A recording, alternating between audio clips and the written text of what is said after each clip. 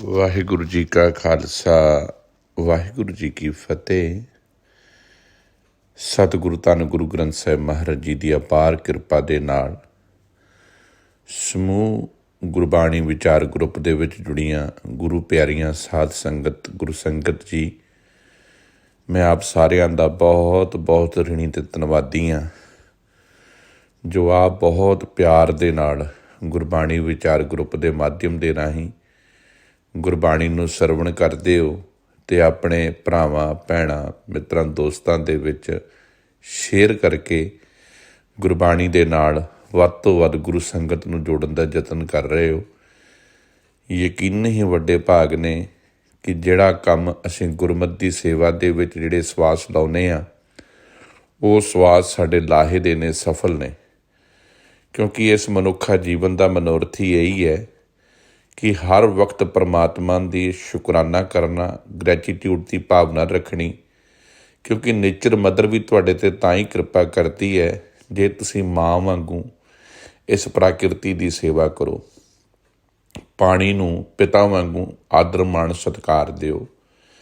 ਧਰਤੀ ਦੇ ਉੱਤੇ ਰਹਿ ਬੈਠ ਕੇ ਧਰਤੀ ਨੂੰ ਮਾਂ ਵਾਂਗੂ ਆਨੰਦ ਦਿਓ, ਤਾਂ ਹੀ ਤੁਸੀਂ ਇਹ ਸਾਰੀਆਂ ਚੀਜ਼ਾਂ ਜੋ ਮਨੁੱਖ ਦੇ ਵਾਸਤੇ ਪਰਮਾਤਮਾ ਨੇ ਨਿਰਮਾਣ ਕੀਤੀਆਂ ਨੇ, ਸਿਰਜੀਆਂ ਨੇ, ਤੁਸੀਂ ਉਹਨਾਂ ਦਾ ਆਨੰਦ ਮਾਣ ਸਕਦੇ ਹੋ। ਕਿਉਂਕਿ ਜਿੱਥੇ ਪ੍ਰਾਕਿਰਤੀਆਂ ਮਨੁੱਖ ਦੀ ਸੇਵਾ 'ਚ ਲੱਗੀਆਂ ਨੇ, ਜਿੱਥੇ ਨੇਚਰ ਪਰਮਾਤਮਾ ਦੀ ਸੇਵਾ 'ਚ ਲੱਗੀ ਹੈ, ਉੱਥੇ ਮਨੁੱਖ ਦਾ ਵੀ ਇਹ ਫਰਜ਼ ਬਣਦਾ ਹੈ ਕਿ ਉਹ ਆਪਣੇ ਸਵਾਸਾਂ ਦੇ ਵਿੱਚ ਬਾਰ-ਬਾਰ ਅਕਾਲ ਪੁਰਖ ਵਾਹਿਗੁਰੂ ਦਾ ਸ਼ੁਕਰਾਨਾ ਕਰਦਾ ਹੋਇਆ, ਉਹਦੇ ਨਾਮ ਨੂੰ ਜਪਦਾ ਹੋਇਆ, ਉਹਦੇ ਹੁਕਮ ਦੇ ਵਿੱਚ ਸਰੈਂਡਰ ਕਰਕੇ ਤੁਰਦਾ ਹੋਇਆ ਆਪਣੇ ਜੀਵਨ ਨੂੰ ਸਫਲ ਅਤੇ ਸੁਹਾਵਣਾ ਬਣਾਵੇ। ਇਸੇ ਕਰਕੇ ਬਾਬਾ ਕਬੀਰ ਜੀ ਨੇ ਆਪਣੇ ਪਾਵਨ ਸਲੋਕਾਂ ਦੇ ਵਿੱਚ ਮਨੁੱਖ ਨੂੰ ਬਾਰ-ਬਾਰ ਚੇਤਾਵਨੀ ਦਿੱਤੀ ਹੈ, ਸਮਝ ਦਿੱਤੀ ਹੈ, ਸੂਝ ਦਿੱਤੀ ਹੈ ਕਿ ਸ਼ਾਇਦ ਕਿਤੇ ਇਹ ਮਨੁੱਖ ਜਾਗ ਪਵੇ, ਇਹਦੇ ਅੰਦਰ ਦੀ ਸੁਰਤ ਜਾਗ ਪਵੇ ਅਤੇ ਇਹ ਪਰਮਾਤਮਾ ਵਰਗਾ ਹੋ ਜਾਵੇ। ਬਾਬਾ ਕਬੀਰ ਜੀ ਦਾ ਜਿਹੜਾ ਅੱਜ ਦਾ ਪਾਵਨ ਸਲੋਕ ਹੈ, ਇਹਦੇ ਵਿੱਚ ਬਾਬਾ ਕਬੀਰ ਜੀ ਕਿਰਪਾ ਕਰ ਰਹੇ ਨੇ, ਕਬੀਰ ਇਹ ਤਨ ਜਾਏਗਾ ਕਵਨੇ ਮਾਰਗ ਲਾਏ। ਬਾਬਾ ਕਬੀਰ ਜੀ ਕਹਿੰਦੇ ਨੇ ਇਸ ਤਨ ਨੇ ਮਿਟਣਾ ਹੈ, ਇਹਦੇ ਵਿੱਚ ਕੋਈ ਦੂਜੀ ਰਾਏ ਨਹੀਂ, ਇਹਨੂੰ ਕਿਸੇ ਕੰਮ ਵਾਸਤੇ ਲਾ। ਹੁਣ ਤੁਸੀਂ ਕਹੋਗੇ ਅਸੀਂ ਤਾਂ ਬਹੁਤ ਕੰਮ ਕਰਦੇ ਹਾਂ, ਅਸੀਂ ਤਾਂ ਕਿਰਤ ਕਰਦੇ ਹਾਂ, ਸਵੇਰੇ ਜਾਂਦੇ ਹਾਂ ਕੰਮ 'ਤੇ, ਸ਼ਾਮ ਨੂੰ ਆਉਂਦੇ ਹਾਂ, ਬੜੀ ਚੰਗੀ ਗੱਲ ਆ। ਇਹ ਕੰਮ ਦਾ ਇਸ ਕਿਰਤ ਨੂੰ ਕਰਨਾ ਸਾਡੇ ਜੀਵਨ ਦਾ ਬਹੁਤ ਵੱਡਾ ਬਾਤ ਆ। ਕਿਰਤ ਕਰਾਂਗੇ ਅਤੇ ਜੀਵਨ ਦਾ ਨਿਰਵਾਹ ਹੋਵੇਗਾ। ਗੁਰੂ ਨਾਨਕ ਪਾਤਸ਼ਾਹ ਨੇ ਵੀ ਕਿਰਤ ਕਰਨ ਨੂੰ ਪਹਿਲ ਦੇ ਆਧਾਰ 'ਤੇ ਰੱਖਿਆ, ਪਰ ਕਿਰਤ ਹੀ ਕਰਨਾ ਜੀਵਨ ਹੈ, ਇਹ ਵੀ ਕਿਤੇ ਗੁਰੂ ਪਾਤਸ਼ਾਹ ਨੇ ਨਹੀਂ ਲਿਖਿਆ ਕਿ ਕੇਵਲ ਕਿਰਤ ਹੀ ਜੀਵਨ ਹੈ। ਸਾਹਿਬ ਨੇ ਨਾਲ ਨਾਲ ਨਾਮ ਜਪਣਾ ਵੀ ਲਿਖਿਆ। ਹੁਣ ਕਿਰਤ ਕਰਦਿਆਂ ਕਰਦਿਆਂ ਨਾਮ ਕਿਵੇਂ ਜਪਣਾ ਹੈ? ਅਸੀਂ ਕਿਰਤ ਕਰਦਿਆਂ ਇਹ ਐਕਸਰਸਾਈਜ਼ ਕਰਨੀ ਹੈ, ਇਹ ਪ੍ਰੈਕਟਿਸ ਕਰਨੀ ਹੈ ਕਿ ਸਾਡੀ ਆਤਮਾ ਚੰਗਾ ਸੋਚੇ, ਸਾਡਾ ਮਨ ਚੰਗਾ ਸੋਚੇ, ਸਾਡੇ ਮਨ ਉੱਤੋਂ ਵਿਕਾਰਾਂ ਦੀ ਮੈਲ ਡੱਥੇ। ਉਹ ਅਸੀਂ ਆਪ ਕਰਨਾ ਹੈ। ਸਾਨੂੰ ਕੋਈ ਦੁਨੀਆ ਦੀ ਤਾਕਤ ਨਹੀਂ ਜੋ ਅੰਦਰੋਂ ਨਿਰਮਲ ਕਰ ਸਕੇ। ਗੁਰੂ ਵਾਹਿਗੁਰੂ ਅੱਗੇ ਅਰਦਾਸ ਕਰਕੇ ਆਪਣੇ ਮਨ ਨੂੰ ਆਪਾਂ ਆਪ ਧੋਣਾ ਹੈ, ਇਸ ਧਨ ਨੂੰ ਆਰੇ ਲਾਉਣਾ ਹੈ, ਤਾਂ ਕਿ ਇਸ ਧਨ ਦੀਆਂ ਰੋਜ਼ ਦੀਆਂ ਜਿਹੜੀਆਂ ਹੈਬਿਟਸ ਨੇ, ਮੈਂ ਇੱਕ ਬੇਨਤੀ ਕਰਾਂ, ਮਨੁੱਖ ਕਿਸੇ ਦਾ ਗੁਲਾਮ ਨਹੀਂ ਹੁੰਦਾ, ਮਨੁੱਖ ਆਪਣੀਆਂ ਆਦਤਾਂ ਦਾ ਗੁਲਾਮ ਆ। ਜਿਵੇਂ ਕੋਈ ਕਹਿੰਦਾ ਹੈ ਮੇਰੇ ਕੋਲ ਤਾਂ ਚਾਹ ਵੀ ਛੱਡੀ ਨਹੀਂ ਜਾਣੀ, ਚਾਹ ਦੀ ਗੁਲਾਮੀ ਹੈ, ਆਦਤ ਹੈ ਚਾਹ ਦੀ, ਗੁਲਾਮੀ ਹੈ ਚਾਹ ਦੀ, ਕਿਉਂਕਿ ਮਨੁੱਖ ਨੂੰ ਇੰਝ ਲੱਗਦਾ ਹੈ ਵੀ ਚਾਹ ਤੋਂ ਬਿਨਾਂ ਸ਼ਾਇਦ ਮੇਰਾ ਗੁਜ਼ਾਰਾ ਨਹੀਂ। ਸ਼ੂਗਰ ਖਾਣੀ, ਸ਼ੂਗਰ ਤੋਂ ਬਿਨਾਂ ਕੋਈ ਮਨੁੱਖ ਕਹਿਣਗੇ ਸਾਡਾ ਤਾਂ ਜੀ ਖੰਡ ਬਿਨਾਂ ਗੁਜ਼ਾਰਾ ਨਹੀਂ। ਇਹ ਗੁਲਾਮੀ ਹੈ, ਆਪਣੀਆਂ ਆਦਤਾਂ ਦਾ ਮਨੁੱਖ ਗੁਲਾਮ ਹੈ। ਕੋਈ ਦੁਨੀਆ ਦੀ ਤਾਕਤ ਮਨੁੱਖ ਨੂੰ ਗੁਲਾਮ ਨਹੀਂ ਕਰ ਸਕਦੀ। ਕੰਫਰਟ ਜ਼ੋਨ ਦੇ ਵਿੱਚ ਜਿਨ੍ਹਾਂ ਲੋਕਾਂ ਨੂੰ ਰਹਿਣ ਦੀ ਆਦਤ ਪੈ ਜਾਵੇ, ਉਹ ਕਦੀ ਵੀ ਆਜ਼ਾਦੀ ਦੀ ਗੱਲ ਨਹੀਂ ਕਰ ਸਕਦੇ। ਇਸ ਕਰਕੇ ਸੱਚੇ ਪਾਤਸ਼ਾਹ ਗੁਰੂ ਨਾਨਕ ਪਾਤਸ਼ਾਹ ਨੇ ਹਰ ਵਕਤ ਸਿੱਖ ਨੂੰ ਕੰਫਰਟ ਜ਼ੋਨ 'ਚੋਂ ਬਾਹਰ ਕੱਢਿਆ, ਆਖਿਆ ਹੈ ਕਿ ਤੂੰ ਕੁਝ ਕਰ, ਆਪਣੇ ਜੀਵਨ ਨੂੰ ਸੰਭਾਲ, ਆਪਣੇ ਜੀਵਨ ਨੂੰ ਸਵਾਰ, ਆਪਣੇ ਡਿਪਰੈਸ਼ਨ 'ਚੋਂ ਬਾਹਰ ਨਿਕਲ। ਜੇ ਅਸੀਂ ਕਮਰੇ ਵਿੱਚ ਹੀ ਰਵਾਂਗੇ, ਇਸ ਤਨ ਨੂੰ ਸਿਰਫ ਅਸੀਂ ਇਹ ਸੋਚਾਂਗੇ ਵੀ ਤਨ ਮਿਲਿਆ, ਖਾ ਲਿਆ, ਭੋਜਨ ਛਕ ਲਿਆ ਅਤੇ ਸੌਂ ਗਏ, ਇਸ ਤਨ ਦੀ ਮਹਾਨਤਾ ਨਹੀਂ। ਇਸ ਤਨ ਨੂੰ ਆਰੇ ਲਾਉਣਾ ਹੈ, ਵੱਧ ਤੋਂ ਵੱਧ ਯੂਜ਼ ਕਰਨਾ ਹੈ, ਤਾਂ ਕਿ ਇਹ ਬਾਡੀ ਵੱਧ ਤੋਂ ਵੱਧ ਯੂਜ਼ ਹੋਵੇ। ਕਬੀਰ ਇਹ ਤਨ ਜਾਏਗਾ ਕਵਨੇ ਮਾਰਗ ਲਾਏ। ਬਾਬਾ ਕਬੀਰ ਜੀ ਕਹਿੰਦੇ ਨੂੰ ਕਿਸੇ ਕੰਮ ਬੰਨੇ ਲਾ। ਇਹ ਤੇ ਮਿਟ ਰਿਹਾ ਹੈ, ਰੋਜ਼ਾਨਾ ਨਾਸ਼ਵੰਤ ਹੋ ਰਿਹਾ ਹੈ। ਇਹਨੂੰ ਕਿਸੇ ਚੰਗੇ ਭਲੇ ਕੰਮ ਲਾ। ਕਿਹੜੇ ਕੰਮ ਲਾ? ਕੈ ਸੰਗਤ ਕਰ ਸਾਧ ਕੀ। ਕੈ ਦਾ ਅਰਥ ਹੈ ਜਾਂ ਤਾਂ ਕਿਸੇ ਗੁਰਮੁਖ ਪਿਆਰੇ ਦੀ ਸੰਗਤ ਕਰ। ਸਾਧ ਮਤਲਬ ਇੱਥੇ ਪਖੰਡੀ ਦੀ ਬਾਤ ਨਹੀਂ ਕੀਤੀ, ਉਹਨਾਂ ਗੁਰਮੁਖ ਪਿਆਰਿਆਂ ਦੀ ਗੱਲ ਕੀਤੀ ਹੈ ਜਿਨ੍ਹਾਂ ਨੇ ਆਪਣੇ ਜੀਵਨ ਨੂੰ ਸਵਾਰਿਆ ਅਤੇ ਸਾਧਿਆ, ਜਿਨ੍ਹਾਂ ਨੇ ਗੁਰਮਤਿ ਦੀ ਕਸਵੱਟੀ ਉੱਤੇ ਆਪਣੇ ਜੀਵਨ ਨੂੰ ਤਰਾਸ਼ਿਆ, ਗੁਰੂ ਹੁਕਮਾਂ ਦੇ ਮੁਤਾਬਕ ਜੀਵਨ ਜੀਵਿਆ। ਕਹਿੰਦੇ ਜਾਂ ਤਾਂ ਭਈ ਐਸੇ ਗੁਰੂ ਦੇ ਪਿਆਰ ਕਰਨ ਵਾਲਿਆਂ ਗੁਰਸਿੱਖਾਂ ਦੀ ਸੰਗਤ ਕਰ, ਜਿਨ੍ਹਾਂ ਵਿੱਚ ਬੈਠ ਕੇ ਤੇਰਾ ਜੀਵਨ ਗੁਰਸਿੱਖੀ ਦੇ ਗਾਡੀ ਰਾਹ 'ਤੇ ਤੁਰ ਪਵੇ। ਕਹਿ ਹਰ ਕੇ ਗੁਣ ਗਾਏ, ਜਾਂ ਹਰ ਵਕਤ ਬੈਠ ਕੇ ਅਕਾਲ ਪੁਰਖ ਪਰਿਪੂਰਨ ਪਰਮਾਤਮਾ ਦੀ ਸਿਫਤ ਸਲਾਹ ਕਰਿਆ ਕਰ, ਉਹਦਾ ਸ਼ੁਕਰਾਨਾ ਕਰਿਆ ਕਰ, ਉਹਦੇ ਨਾਮ ਨੂੰ ਜਪਿਆ ਕਰ। ਨਾਮ ਜਪਣ ਤੋਂ ਭਾਵ ਇੱਕੋ ਨਾਮ ਹੁਕਮ ਹੈ, ਨਾਨਕ ਸਤਿਗੁਰੂ ਦੀਆ ਬੁਝਾਏ ਜੀਓ। ਨਾਮ ਜਪਦਿਆਂ ਉਹਦੇ ਹੁਕਮ ਦੇ ਵਿੱਚ ਰਹਿਣਾ, ਹਰ ਵਕਤ ਉਹਦੀ ਰਜ਼ਾ ਅਤੇ ਉਹਦੇ ਭਾਣੇ ਨੂੰ ਮੰਨਣਾ। ਸੌਖੀ ਉਹਦੀ ਰਜ਼ਾ ਦੇ ਵਿੱਚ ਹੈ, ਸੌਖੀ ਉਹਦੇ ਭਾਣੇ ਵਿੱਚ ਚੱਲਣ ਵਿੱਚ ਹੈ। ਆਪਣੀਆਂ ਮਰਜ਼ੀਆਂ ਮਨੁੱਖ ਨੂੰ ਪਰੇਸ਼ਾਨ ਕਰਦੀਆਂ ਨੇ, ਦੁਖੀ ਕਰਦੀਆਂ ਨੇ। ਜੇ ਸੁਖੀ ਹੋਣਾ ਚਾਹੁੰਦੇ ਹੋ, ਆਪਣੀਆਂ ਆਦਤਾਂ ਨੂੰ ਸੁਧਾਰੀਏ, ਆਪਣੀਆਂ ਆਦਤਾਂ ਨੂੰ ਚੰਗੇ ਪਾਸੇ ਲਾਈਏ। ਅੰਮ੍ਰਿਤ ਵੇਲੇ ਉੱਠਣ ਦੀ ਆਦਤ ਚੰਗੀ ਆਦਤ ਹੈ। ਅੰਮ੍ਰਿਤ ਵੇਲੇ ਉੱਠ ਕੇ ਇਸ਼ਨਾਨ ਕਰਨਾ ਚੰਗੀ ਆਦਤ ਹੈ। ਅੰਮ੍ਰਿਤ ਵੇਲੇ ਉੱਠ ਕੇ ਨਿਤਨੇਮ ਕਰਨਾ ਚੰਗੀ ਆਦਤ ਹੈ। ਇਹ ਚੰਗੀਆਂ ਆਦਤਾਂ ਦੇ ਵਿੱਚੋਂ ਹੈ, ਪਰ ਅਸੀਂ ਮਾੜੀਆਂ ਆਦਤਾਂ ਬਹੁਤ ਜਲਦੀ ਗ੍ਰਹਿਣ ਕਰਦੇ ਹਾਂ। ਚੰਗੀਆਂ ਆਦਤਾਂ ਵਾਸਤੇ ਸਾਨੂੰ ਟ੍ਰੇਨਿੰਗ ਲੈਣੀ ਪੈਂਦੀ ਹੈ, ਅਤੇ ਟ੍ਰੇਨਿੰਗ ਗੁਰੂ ਸ਼ਬਦ ਗੁਰਬਾਣੀ ਦਿੰਦੀ ਹੈ। ਬਾਬਾ ਕਬੀਰ ਜੀ ਕਹਿੰਦੇ ਨੇ ਚੰਗੀਆਂ ਆਦਤਾਂ ਆਪਣੇ ਜੀਵਨ ਵਿੱਚ ਲੈ ਕੇ ਆ। ਜਾਂ ਤਾਂ ਚੰਗੇ ਗੁਰੂ ਦੇ ਪਿਆਰੇ ਗੁਰੂ ਸਿੱਖਾਂ ਦੀ ਸੰਗਤ ਕਰ, ਇਸ ਜੀਵਨ ਨੂੰ ਉਹਦੇ ਵਿੱਚ ਲਾ, ਜਾਂ ਹਰ ਵਕਤ ਉੱਠਦਿਆਂ ਬਹਿੰਦਿਆਂ ਅਕਾਲ ਪੁਰਖ ਦਾ ਸ਼ੁਕਰਾਨਾ ਕਰਿਆ ਕਰ, ਕਿਉਂਕਿ ਰੱਬ ਦਾ ਸ਼ੁਕਰ ਹੀ ਮਨੁੱਖ ਦੇ ਅੰਦਰ ਚੰਗੇ ਖਿਆਲ, ਚੰਗੇ ਵਿਚਾਰ ਪੈਦਾ ਕਰਦਾ ਹੈ।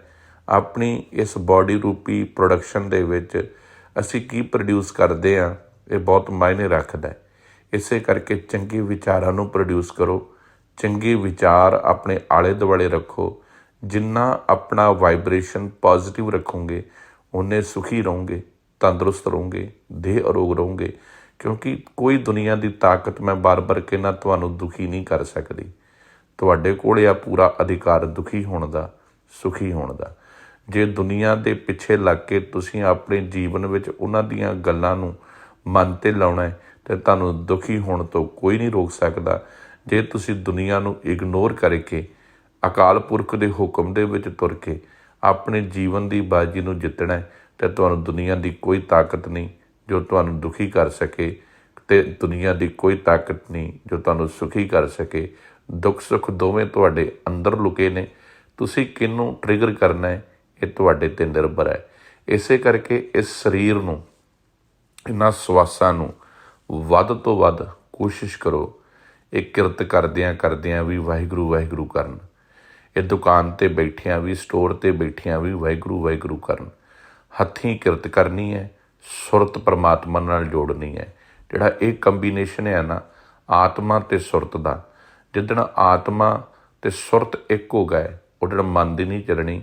ਉਹ ਜਿਹੜਾ ਮਨ ਨੂੰ ਮਨੁੱਖ ਅਕਾਲ ਪੁਰਖ ਵਾਹਿਗੁਰੂ ਦੀ ਕਿਰਪਾ ਦੇ ਨਾਲ ਤੁਸੀਂ ਆਪਣੇ ਮਨ ਨੂੰ ਗੁਲਾਮ ਕਰ ਲੈਣਾ। ਅੱਜ ਅਸੀਂ ਮਨ ਦੀ ਗੁਲਾਮੀ ਕਰ ਰਹੇ ਹਾਂ। ਜਦੋਂ ਗੁਰਬਾਣੀ ਅਤੇ ਗੁਰਮਤਿ 'ਤੇ ਚੱਲਾਂਗੇ, ਉਦੋਂ ਮਨ ਸਾਡਾ ਗੁਲਾਮ ਹੋ ਜਾਵੇਗਾ। ਫਿਰ ਜੋ ਤੁਸੀਂ ਇਸ ਮਨ ਨੂੰ ਕਹੋਗੇ ਉਹ ਕਰੂਗਾ। ਆਓ ਗੁਰਮਤਿ ਦੀ ਕਸਵੱਟੀ 'ਤੇ ਆਪਣੇ ਜੀਵਨ ਨੂੰ ਲਾਈਏ, ਗੁਰਬਾਣੀ ਮੁਤਾਬਕ ਜੀਵਨ ਜੀਵੀਏ, ਇਸ ਸਰੀਰ ਨੂੰ ਗੁਰਮਤਿ ਦੇ ਗਾਡੀ ਰਾਹ 'ਤੇ ਤੋਰੀਏ। ਕਿਉਂਕਿ ਇਹ ਸਰੀਰ ਦਿਨ ਪ੍ਰਤੀ ਦਿਨ ਜ਼ਰਜ਼ਰਾ ਹੋ ਰਿਹਾ ਹੈ। ਇਹਨੂੰ ਵੱਧ ਤੋਂ ਵੱਧ ਕੋਸ਼ਿਸ਼ ਕਰਕੇ ਚੰਗੇ ਪਾਸੇ ਲਾ ਕੇ ਜੀਵਨ ਨੂੰ ਸਫਲ ਬਣਾਈਏ। ਸਾਰਿਆਂ ਦਾ ਬਹੁਤ ਬਹੁਤ ਧੰਨਵਾਦ ਜੀ।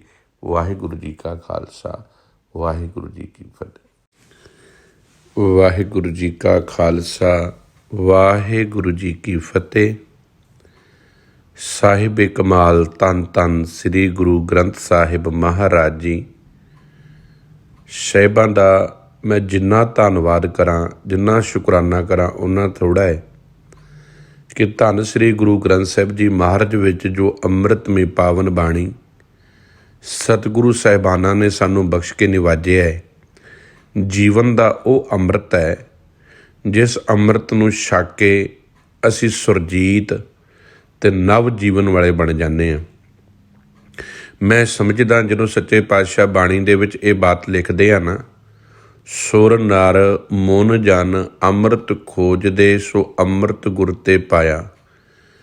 ਮੈਨੂੰ ਇਹ ਗੱਲ ਸਮਝ ਆਉਂਦੀ ਹੈ ਕਿ ਜਿਸ ਅੰਮ੍ਰਿਤ ਨੂੰ ਦੇਵੀ ਦੇਵਤੇ ਲੋਚਦੇ ਨੇ ਨਾ, ਗੁਰੂ ਅਮਰਦਾਸ ਸਾਹਿਬ ਕਹਿੰਦੇ ਉਹ ਇਸ ਅੰਮ੍ਰਿਤ ਦੀ ਤਲਾਸ਼ ਵਿੱਚ ਰਹੇ ਨੇ ਕਿ ਵੀ ਅਸੀਂ ਜ਼ਿੰਦਗੀ ਨੂੰ ਲੰਬਾ ਜੀਉ ਸਕੀਏ। ਅਤੇ ਗੁਰੂ ਅਮਰਦਾਸ ਸਾਹਿਬ ਜੀ ਮਹਾਰਾਜ ਜੀ ਕਹਿੰਦੇ ਮੈਨੂੰ ਉਹ ਅੰਮ੍ਰਿਤ ਸਤਿਗੁਰੂ ਗੁਰੂ ਨਾਨਕ ਪਾਤਸ਼ਾਹ ਦੀ ਪਾਵਨ ਬਾਣੀ 'ਚੋਂ ਮਿਲਿਆ। ਐਸਾ ਅੰਮ੍ਰਿਤ ਆ ਕਿ ਜਿਸ ਬਾਣੀ ਨੂੰ ਜੀਵਨ ਦੇ ਵਿੱਚ ਮੈਂ ਜਦੋਂ ਵਸਾਉਣਾ, ਜਦੋਂ ਬਾਣੀ ਦੇ ਦੱਸੇ ਕਰਮਾਂ ਨੂੰ ਜੀਵਨ ਵਿੱਚ ਕਮਾਉਣਾ, ਅਤੇ ਬਾਣੀ ਦੀ ਕਮਾਈ ਮੇਰੇ ਜੀਵਨ ਦੇ ਵਿੱਚ ਜਿਹੜੀ ਖੁਸ਼ੀ, ਖੇੜਾ, ਚਾਓ, ਆਨੰਦ ਲੈ ਕੇ ਆਉਂਦੀ ਹੈ, ਮੇਰਾ ਜੀਵਨ ਮੌਤ ਰਹਿਤ ਅੰਮ੍ਰਿਤਮਈ ਬਣ ਜਾਂਦਾ ਹੈ।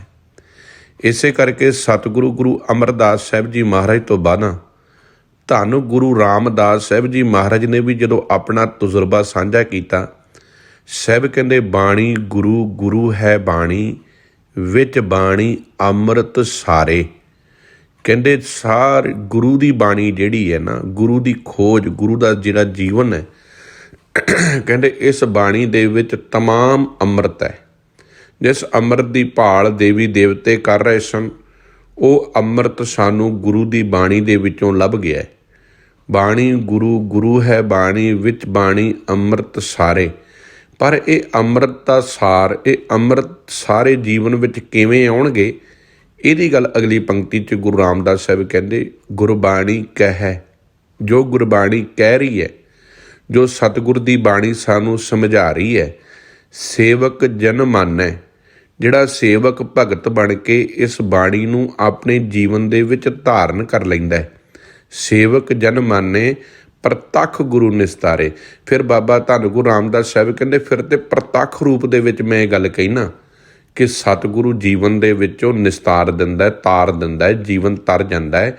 ਇਹ ਜੀਵਨ ਫਿਰ ਪ੍ਰਮਾਤਮਾ ਦੇ ਘਰ ਦੇ ਵਿੱਚ ਪ੍ਰਵਾਨ ਹੋਣ ਜੋਗਾ ਹੋ ਜਾਂਦਾ ਹੈ, ਕਿਉਂਕਿ ਫਿਰ ਜੀਵਨ ਦੇ ਵਿੱਚ ਵਿਕਾਰ ਰਹਿੰਦੇ ਨਹੀਂ। ਗੁਰੂ ਦੀ ਬਾਣੀ ਕੀ ਕਰਦੀ ਹੈ, ਸਾਡੇ ਅੰਦਰ ਜਿਹੜਾ ਵਿਕਾਰਾਂ ਦਾ ਕੈਂਸਰ ਹੈ, ਜੋ ਸਾਡੀ ਬੋਡੀ ਨੂੰ ਹੌਲੀ ਹੌਲੀ ਕਰਕੇ ਜ਼ਹਿਰ ਰੂਪੀ ਬਰਬਾਦ ਕਰ ਰਿਹਾ ਹੈ, ਈਰਖਾ ਦਾ, ਨਫ਼ਰਤ ਦਾ, ਬੇਈਮਾਨੀ ਦਾ, ਮੈਲੀ ਸੋਚ ਦਾ, ਮੈਲਿਆਂ ਵਿਚਾਰਾਂ ਦਾ, ਇਹ ਸਾਰੇ ਕੈਂਸਰ ਨੂੰ ਖਤਮ ਕਰਦੀ ਹੈ ਗੁਰੂ ਦੀ ਬਾਣੀ।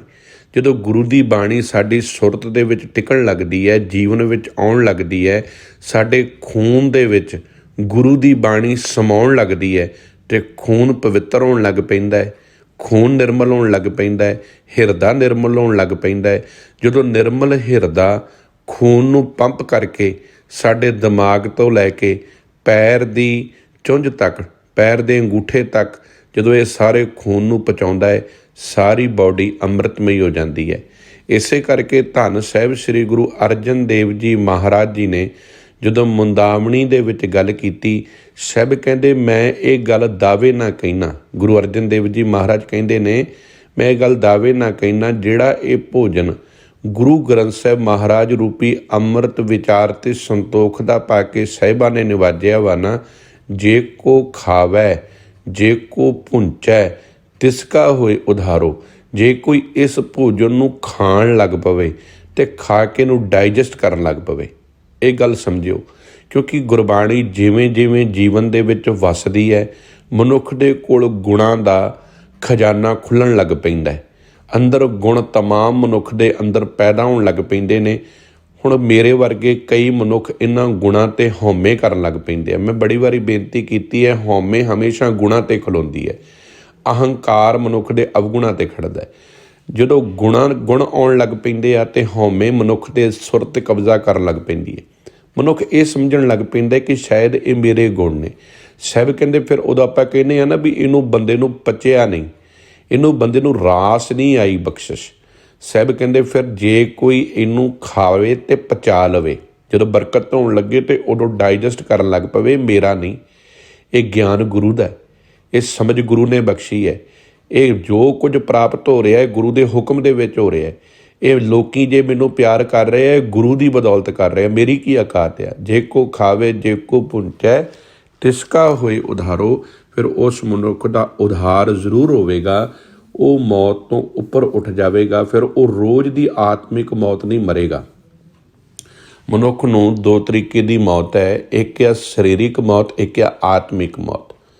ਸਰੀਰਕ ਮੌਤ ਤੇ ਆਉਣੀ ਉਹਦੇ ਹੁਕਮ ਦੇ ਵਿੱਚ, ਜਿੱਦਣ ਉਹਦਾ ਹੁਕਮ ਤੈਅ ਹੋ ਗਿਆ, ਜਿੱਦਣ ਸਾਡੀ ਲਿਖੀ ਆ ਗਈ, ਉਦਣ ਅਸੀਂ ਸਰੀਰਕ ਤੌਰ 'ਤੇ ਮਰ ਜਾਣਾ ਹੈ।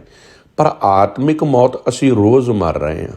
ਜਿਹੜਾ ਮਨੁੱਖ ਆਪਣੇ ਜੀਵਨ ਨੂੰ ਪਰਮਾਤਮਾ ਦੇ ਹੁਕਮ ਦੇ ਵਿੱਚ ਨਹੀਂ ਜਿਉਂਦਾ, ਆਪਣਿਆਂ ਵਿਚਾਰਾਂ ਦੇ ਪਿੱਛੇ, ਮਨ ਪਿੱਛੇ ਲੱਗ ਕੇ ਜਿਉਂਦਾ ਹੈ, ਰੋਜ਼ ਮਰ ਰਿਹਾ, ਰੋਜ਼ ਆਤਮਿਕ ਮੌਤ ਮਰ ਰਿਹਾ। ਕਿਤੇ ਡਰਿਆ, ਕਿਤੇ ਮੈਨੂੰ ਘਾਟਾ ਨਾ ਪੈ ਜਾਵੇ। ਤੁਸੀਂ ਸਵੇਰ ਤੋਂ ਲੈ ਕੇ ਸ਼ਾਮ ਤੱਕ ਥੋੜ੍ਹਾ ਜਿਹਾ ਆਪਣੇ ਜੀਵਨ ਨੂੰ ਵਾਚੋ, ਕਿੰਨੀ ਵਾਰੀ ਅਸੀਂ ਮਰਦੇ ਹਾਂ। ਚਿੰਤਾਵਾਂ ਕੀ ਕਰਦੀਆਂ ਨੇ? ਸਾਨੂੰ ਬਾਰ-ਬਾਰ ਮਾਰਦੀਆਂ ਨੇ। ਸਾਨੂੰ ਅਵਗੁਣ ਕੀ ਕਰਦੇ ਆ? ਬਾਰ-ਬਾਰ ਮਾਰਦੇ ਆ। ਕ੍ਰੋਧ ਸਾਨੂੰ ਬਾਰ-ਬਾਰ ਮਾਰਦਾ ਹੈ। ਜਿਵੇਂ ਕਹਿੰਦੇ ਨਾ, ਗੋਤੇ ਦੇ ਦੇ ਕੇ ਮਾਰਨਾ, ਇਵੇਂ ਵਿਕਾਰ ਸਾਨੂੰ ਚੁੱਭੀ ਲਾ ਕੇ ਮਾਰਦੇ ਆ, ਗੋਤੇ ਦੇ ਦੇ ਕੇ ਮਾਰਦੇ ਆ ਕਿ ਤੂੰ ਗੁਰੂ ਨੂੰ ਛੱਡਿਆ, ਵੇਖ ਹੁਣ ਤੂੰ ਸਾਡੇ ਪਿੱਛੇ ਤੁਰਿਆ, ਅਸੀਂ ਤੈਨੂੰ ਬਾਰ-ਬਾਰ ਮਾਰਾਂਗੇ। ਬਾਰ-ਬਾਰ ਮਰਨ ਵਾਲਾ ਮਨੁੱਖ ਆਤਮਿਕ ਮੌਤ ਮਰਦਾ ਹੈ। ਉਹਦੀ ਆਤਮਾ ਇੱਕ ਦਿਨ ਮਰ ਜਾਂਦੀ ਹੈ, ਉਹਦਾ ਜ਼ਮੀਰ ਮਰ ਜਾਂਦਾ ਹੈ। ਇਸੇ ਕਰਕੇ ਸੱਚੇ ਪਾਤਸ਼ਾਹ ਨੇ ਬਾਣੀ ਵਿੱਚ ਇਹ ਬਚਨ ਕਿਹਾ, ਦੁਰਲਭ ਦੇਹ ਭਾਈ ਵਡਭਾਗੀ। ਕਹਿੰਦੇ ਪ੍ਰਮਾਤਮਾ ਦੀ ਬਖਸ਼ਿਸ਼ ਦੇ ਨਾਲ ਬੜੀ ਦੁਰਲਭ ਮਨੁੱਖਤਾ ਦੀ ਦੇਹ ਮਿਲੀ। ਕਿਤੇ ਇਸ ਦੇਹ ਨੂੰ ਪੁੱਛ ਕੇ ਵੇਖਿਓ, ਕਿਸੇ ਮਨੁੱਖ ਨੂੰ ਇਹ ਪਤਾ ਲੱਗ ਜੇ ਨਾ ਕਿ ਇਹਨੂੰ ਕੈਂਸਰ ਆ, ਉਹਨੂੰ ਪੁੱਛ ਕੇ ਵੇਖਿਓ ਕਿ ਇਸ ਦੇਹ ਜਿਹੜੀ ਰੋਜ਼ ਕਰਕੇ ਕਿਸ ਤਰ੍ਹਾਂ ਕੈਂਸਰ ਦੇ ਨਾਲ ਖਤਮ ਹੋ ਰਹੀ ਹੈ, ਕਿਸ ਤਰ੍ਹਾਂ ਮੌਤ ਉਹਦੀ ਦਹਲੀਜ਼ 'ਤੇ ਆ ਕੇ ਰੋਜ਼ਾਨਾ ਖਲੋਤੀ ਹੈ। ਉਸ ਮਨੁੱਖ ਨੂੰ ਪੁੱਛ ਕੇ ਵੇਖਿਓ ਕਿ ਇਸ ਦੇਹ ਦੀ ਕਿੰਨੀ ਕੀਮਤ ਹੈ। ਅੱਜ ਸਾਨੂੰ ਦੇਹ ਮਿਲੀ ਹੈ, ਅਸੀਂ ਸਾਰਾ ਦਿਨ ਧੰਦੇ ਵਿੱਚ ਲਾਈ ਹੋਈ ਹੈ। ਚੰਗੀ ਗੱਲ ਹੈ, ਕੰਮ ਕਰਨਾ ਮਾੜੀ ਗੱਲ ਨਹੀਂ, ਕਿਰਤ ਕਰਨਾ ਮਾੜੀ ਗੱਲ ਨਹੀਂ, ਪਰ ਕਿੰਨਾ ਕੁ ਟਾਈਮ ਹੈ ਜਿਹੜਾ ਅਸੀਂ ਗੁਰੂ ਵਾਸਤੇ ਸਪੈਂਡ ਕਰਦੇ ਹਾਂ। ਜੇ ਇਸ ਦੇਹ ਨੂੰ ਪ੍ਰਾਪਤ ਕਰਕੇ ਇਸ ਦੇਹ ਦੇਣ ਵਾਲੇ ਦਾਤੇ ਨੂੰ ਵੀ ਨਹੀਂ ਚੇਤੇ ਕੀਤਾ, 10 ਮਿੰਟ ਨਹੀਂ ਚੌਂਕੜਾ ਮਾਰ ਕੇ ਉਹਦੇ ਵਾਸਤੇ ਅਸੀਂ ਕੁਝ ਸ਼ੁਕਰਾਨੇ ਦੇ ਬੋਲ ਕੇ 10 ਮਿੰਟ ਅੱਖਾਂ ਮੀਟ ਕੇ ਉਹਨੂੰ ਯਾਦ ਨਹੀਂ ਕੀਤਾ, ਤੇ ਕੀ ਕਰਨਾ ਇਸ ਦੇਹ ਦਾ। ਇਸੇ ਕਰਕੇ ਸਾਹਿਬ ਕਹਿੰਦੇ, ਨਾਮ ਨਾ ਜਪੈ ਤੇ ਆਤਮਘਾਤੀ।